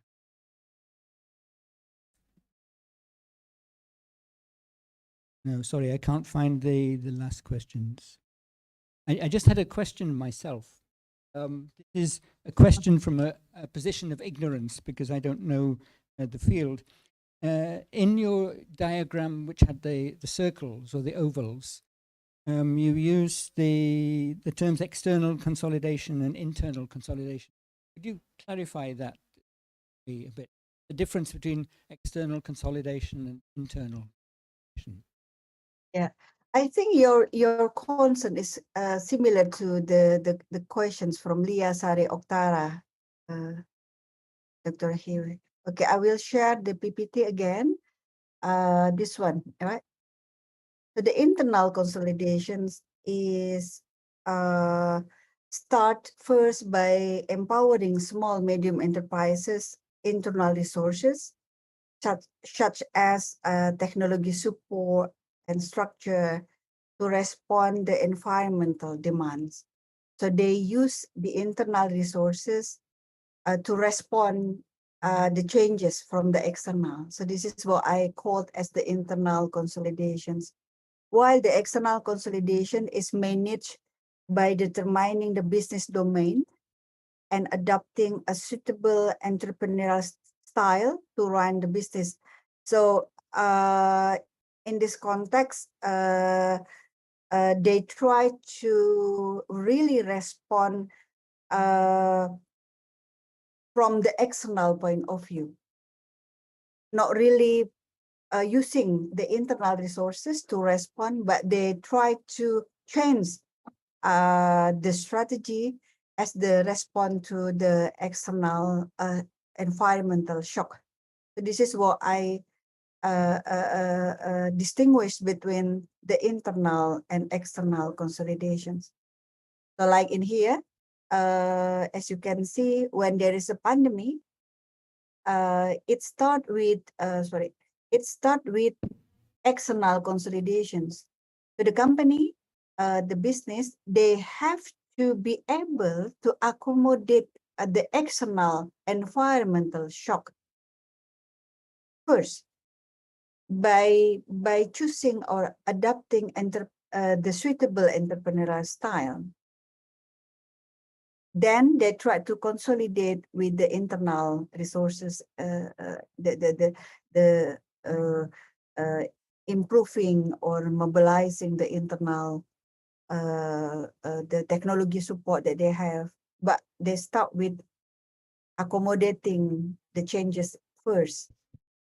But before the pandemic, they try to utilize the technology support, the internal resources. So they start with the internal consolidations, but then when there is a competitor, there is a changing in the demand, for instance, they try to do the external consolidations. Okay, thank you very much.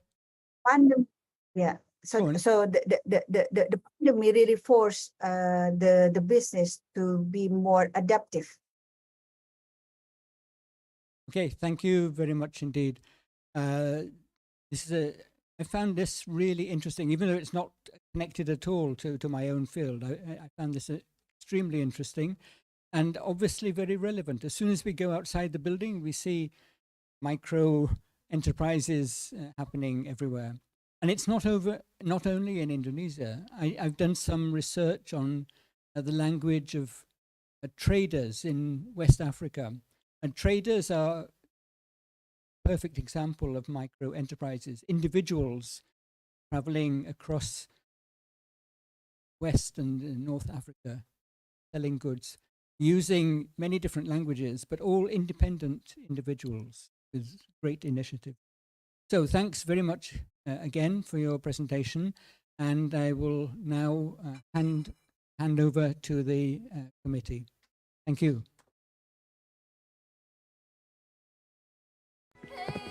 This is the first step of a smile. The steps that taken together towards the same goal. We walk with determination to reach every corner of the country.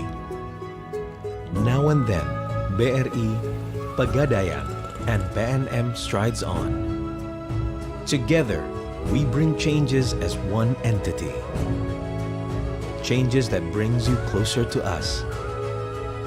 Paving the ways of progress everyone aims for, and bringing all their needs in one hand. This is our answer that makes everyone grow even bigger and brings meaning to everyone's smile.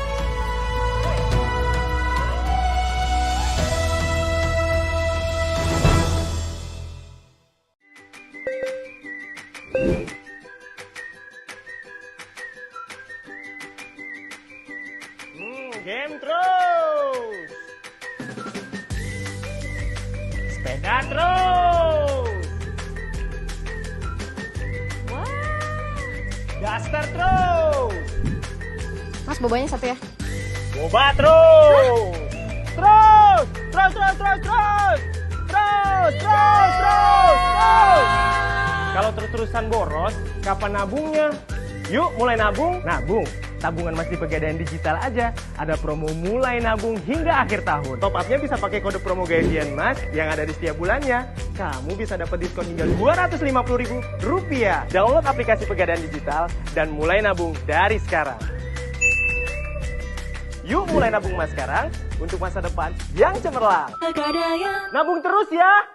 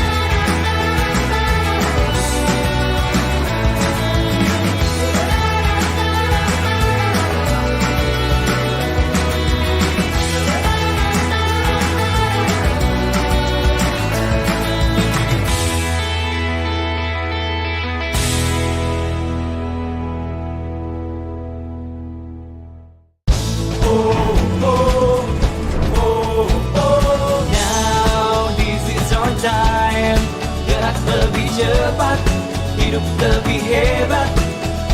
Dimanapun kita berada, kita semua sama, berlari penuh semangat. Change the dream in every day we live in.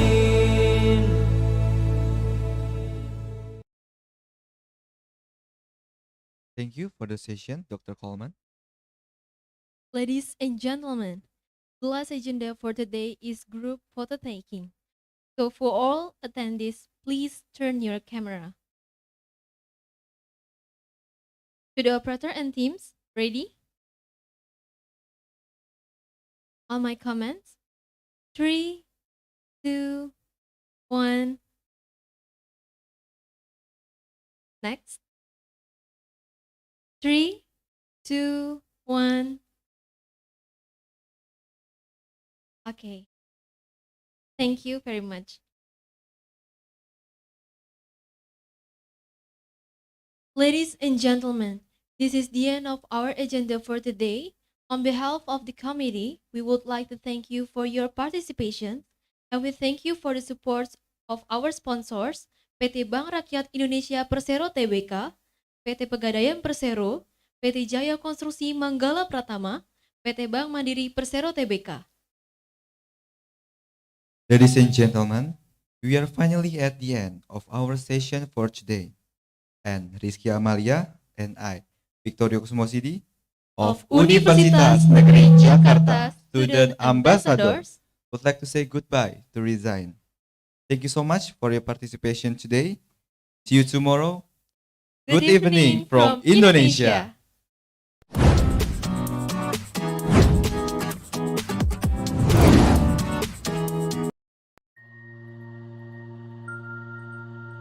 Thank you. Bye-bye. Assalamualaikum.